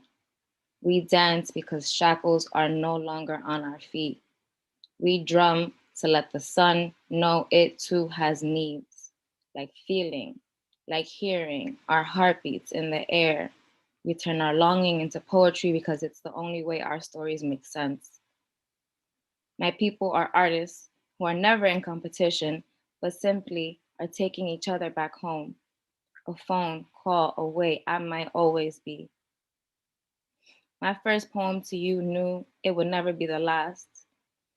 Knew it would never be put in the past. This ass knew touching you would leave an intricate scar. Real, real far. From our distorted reality. Do not challenge me. My island misses me, and I her. I concur. I miss you like the sky misses blue, like an unfinished tattoo. Fuck a taboo. I won't apologize for knowing I taste as good as the moon, if not better, if not wetter, if not with more flavor. A monsoon of pleasure on your throat and in between your toes. I make you shut up. I make you put your hands to work. Brujeria berserk after dessert. This will hurt. but the landing is soft. Gentle rose petal. If you're gonna cut the leash, I hope you retie it to choke me, to poke me, to make a toast to me, drink me for eternity. I'm still from the after party we can't speak of, but still do.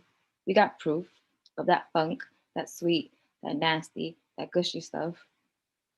La boricua, que sepa todita. I'm from shots fired for breakfast and sancocho for lunch. I'm from the Black Brady Bunch. I'm from We Not Scared to Have Fun. I'm from I Don't Care if she's more informed. I promise I'll teach you more. A dirty little whore for sure. I'm from where we fuck the hottest poets on the block. You better handle this heat.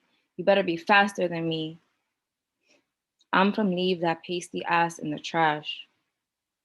I'm from where we snatch your man and don't give him back. These are the facts. Be mad at God if you want to. I once wanted to be Mother Earth, but even that wasn't big enough for me. Perhaps I am every galaxy. Perhaps I am made up of every single God we all dream of. So my place is inside everything they create. I am part air, part earth, part water, and mostly fire, a stronger desire for the slums and the riches. I am Africa and Europe and the Caribbean Sea dripping out of me. I am a tragedy turned into a miracle. Thank you. Woo! Damn. What? Again? Oh, come on. Damn it! Damn it! Damn it! What? Damn it! Damn it! Oh my god! What? I need. It's Yeah. right. That was the goddess 1-2 punch right there. Damn. The goddess 1-2 We got punch. both goddesses. Just happening right now. Just happening. Turn you into a cow so you can't steal my man. I'm sorry. Give him back. Oh, I love it. I love it. Oh, She brought on the storm. yeah. Damn. That's what's And that's she the way it should awake. be. I know, right? I love it. Fuck. Yeah. So man, how can we connect with you? People who are like just seeing you for the first time for some reason or whatever. I'm on Facebook and Instagram, Amanda Ashley Villanueva. I'm also on Medium. But yeah, look me up. Thank you for having me. Yeah, glad you made it. And oh my god, I don't even know. You guys are this open mic. We need another breath, like a giant one. No, we need a glass of water. Yeah. That part. Yeah, right? Oh shit, all you guys are busting out with your food right now? It's not fair.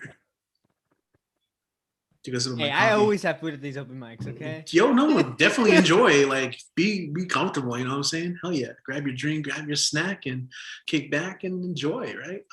Yo, this mic has been fire. I feel like it always is. You know, that's a great thing because I just feel like each one, I see everyone just coming with it. And so, with that said, we have our last performer. He's got his reserved spot behind the nice velvety rope. Dan the Man, he be vlogging. You got to catch him when you log in.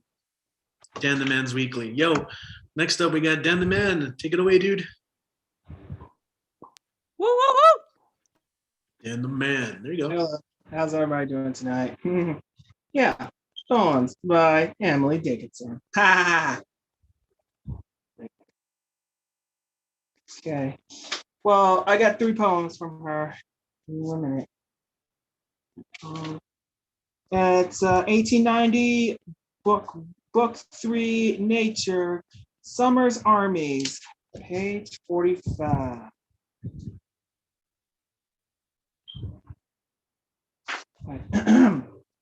Some rainbows coming form in the fair. Some versions of the world Kashmir I don't confidently see, or else a peacock purple train, feather by feather on the plain, flitters itself away. The dreamy butterfly the stare, a lethargic pool resumed the weird of last year's sundered tune. From some old fortress of the sun, barony bees march one by one in murmuring platoon. The robins stand as thick today and the flakes of snow stood yesterday on a fence of full roof and twig. The orchid bonds her feathers for her old lover. Dawn the sun revised the bog. Without commanding, countless still the regiment of the wood and hill, the bright detachment stands. Behold, withhold multitudes are these, the children of whose turbulent seas, or what circumcited land. Quote.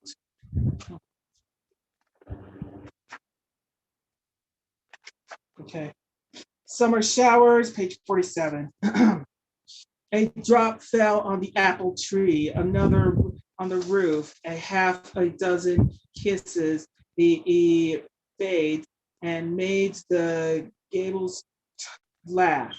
A few went out help the brook and went out to help the sea. The magicians, myself conjuring, they pearls, what necklace could be, the dust replaced in horsted road. The bird conjuster sung, the sunshine threw his hat away. The orchid spangles hung. The breeze brought deject lutes and bathed them in glee. Half the east put out a single flag and signed the 50 away. Quote.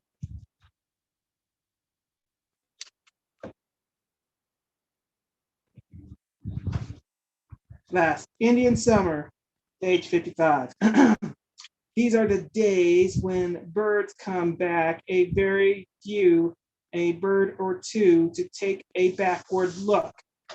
These are the days when the skies put on the old sophrosytes of June, a blue, a gold mistake. Oh, frog that cannot cheat the bee, almost thy falsity, and endorses my beliefs, till the ranks of the seed that witness bear, and softly through the altered air hurries a time leaf. O sacrament of summer days, O last communion of the haze, permit child to join, thy sacred emblems to partake, the concentrated bread to break, taste them thine immortal wine. Yeah, it talks about themes of summer. We know it's this Sunday, the first day of summer. Yep, 3 poems by Emily Dickinson about summer. Yeah.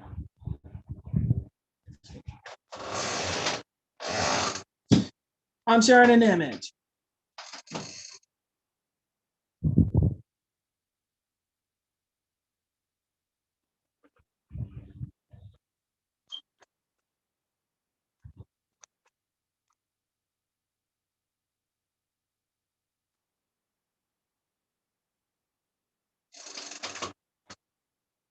Okay. This next piece, I want to share something. I know it's been last 2 days marked 5 years since the tragedy, and yeah, and it was very sad around the time. So I'm gonna say, so here's my little piece. I'm gonna say what happened in Orlando. Orlando, I visit there most of the time because I have family there. My sister, my brother-in-law, my nephew, sister's family live there. The only place I still want to go, well, Universal, SeaWorld, Impact Wrestling, and yeah, especially Disney World. Well, that's because I really like shop. I really like sometimes sightseeing around and going out of town like Tampa, Miami, or but I've never been to Jacksonville. Well, one night at the time, excuse me. But at the time, well, I was still away in the boat, but then a small tragedy hit Orlando. The singer-songwriter Christina Grimmie passed away. But then the next day became a bigger tragedy. That place called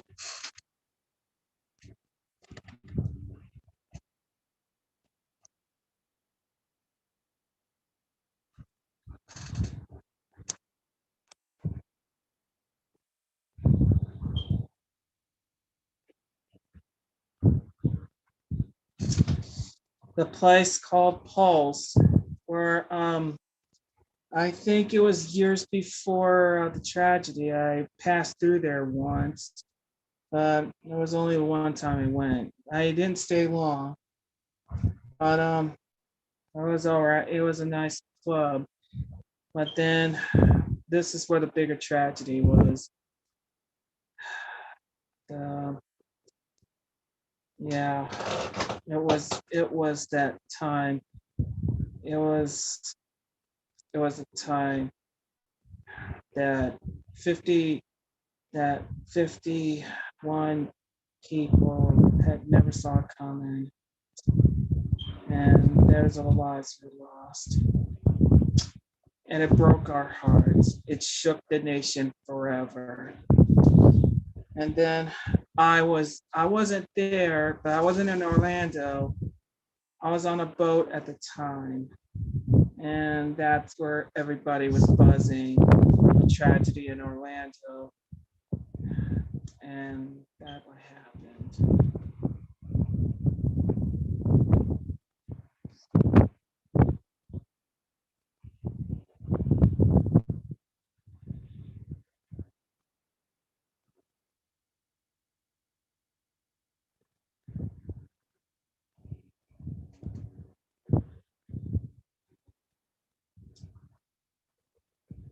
This was the night we never saw it coming. And now the nightclub has now become a memorial honoring 51 lives that we've lost that day by an unexpected massacre. There has to be a way to put a stop to this hate. There's got to be a way to put a stop to this madness. And I know after Orlando, then came along Las Vegas, and especially our hometown of El Paso. And before Orlando, decades ago, was the Columbine, and among others.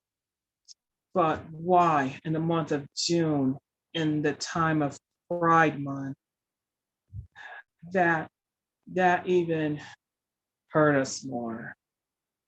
And we really, really want to put a stop to all this hate once and for all. But always my thoughts and prayers goes out to the friends and family of those who were affected by that tragedy in Orlando, Florida 5 years ago. And we will never forget that sad night.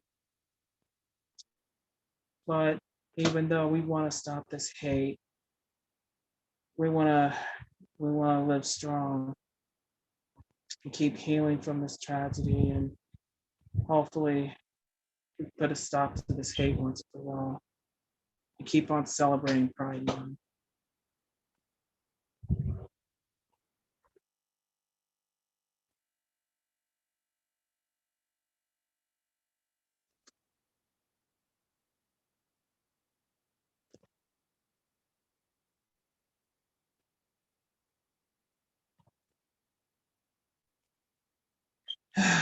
Well,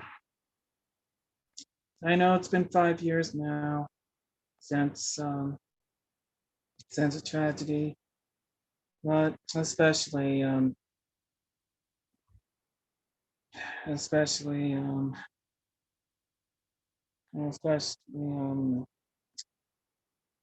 been almost 2 years since it happened right here, and 3 years in Vegas, and more than 2 years in Columbine, more than 2 decades in Columbine, sorry. How are we ever gonna put a stop to this madness? Spent just a couple of weeks ago in Atlanta, and among others, we really need, how are we ever gonna prevent this from happening? But even though, we just want to say, still Orlando strong. And always my thoughts and prayers goes out to those who are affected by the tragedy in Orlando 5 years ago.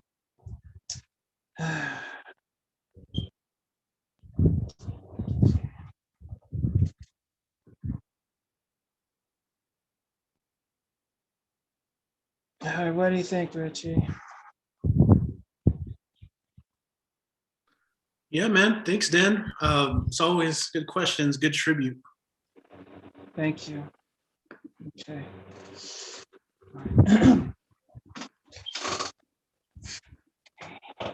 All right, man. I think it's that time. All right. And the poetry for Courtney Sherwood became a hit. I may have hit a snag because I wrote something wrong, and I didn't finish rewriting it. I apologize for that. I'm sharing an image.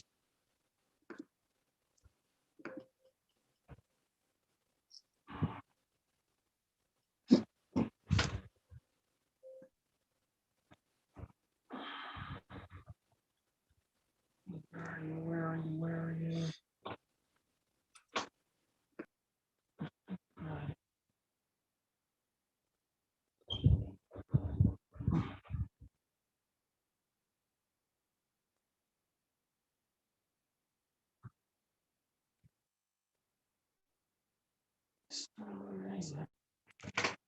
One sec, hold on. Where is it? Oh, not this one, sorry. All right, Dan. You got your card, man? No. Just tell people where they can find you. Hold on. Not yet. All right. Yo, you're like at 13 minutes, by the way. Oh, come on. I'm sorry.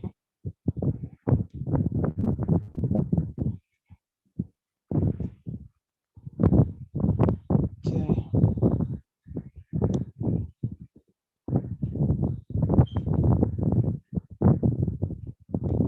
Man, when you're talking about running right now, shit, you guys got my heart racing.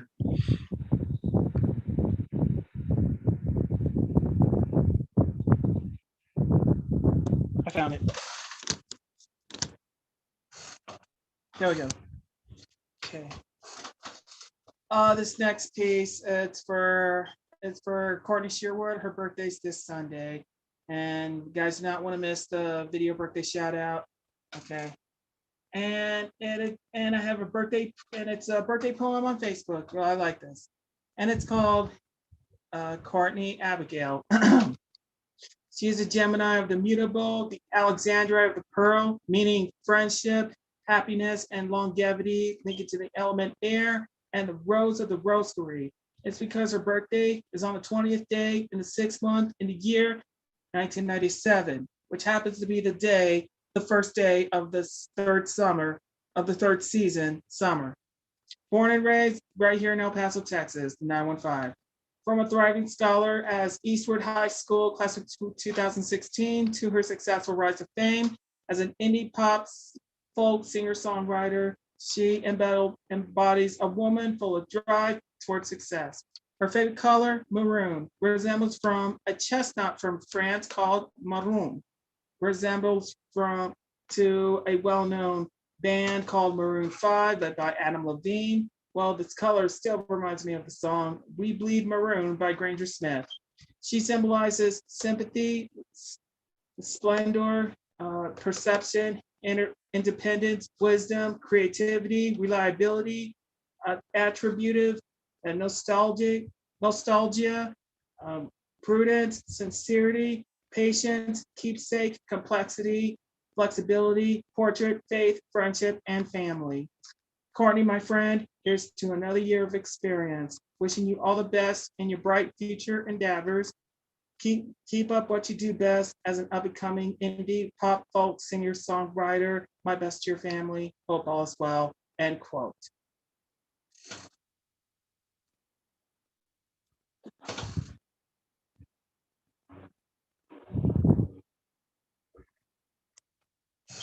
All right, what do you think? Yo, I think we gotta end the show. Thank you, Dan. Yeah. Okay. Real quick.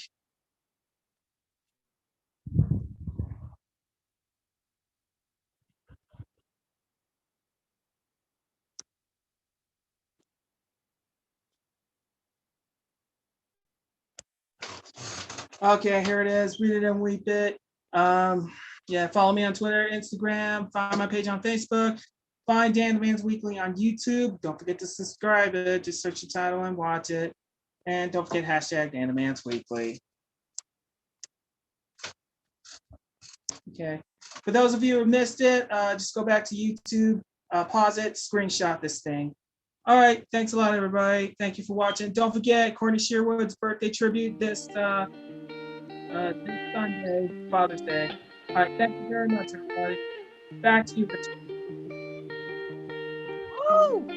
All right, Dan, thank you for that. Lots of tributes there. That's cool stuff. I want to thank everyone who, I'm trying something new. I'm doing some end music, some end credits. All right, roll them credits. No, but tonight was amazing. So much energy, positive, just like all the hues of what makes us human. Sorry, that was a bad joke. Had to end it with that. But yo, thanks for tuning in. This is on YouTube, so if you guys want to go back and check it out later on, be on the lookout for those timestamps from Kit. If you guys have been watching the show on YouTube, definitely leave a like button, subscribe, and you'll be notified when we go live next week. We also have other content. We're going to be featuring poets and fresh cuts, podcast clips, all that kind of stuff. My name is Richie. Thank you for tuning in to another week of the Stay at Home Open Mic. Have a good night, Monday. Have a good Monday. Have a good night. Sleep well. Peace, guys. Later. We'll stop the live stream and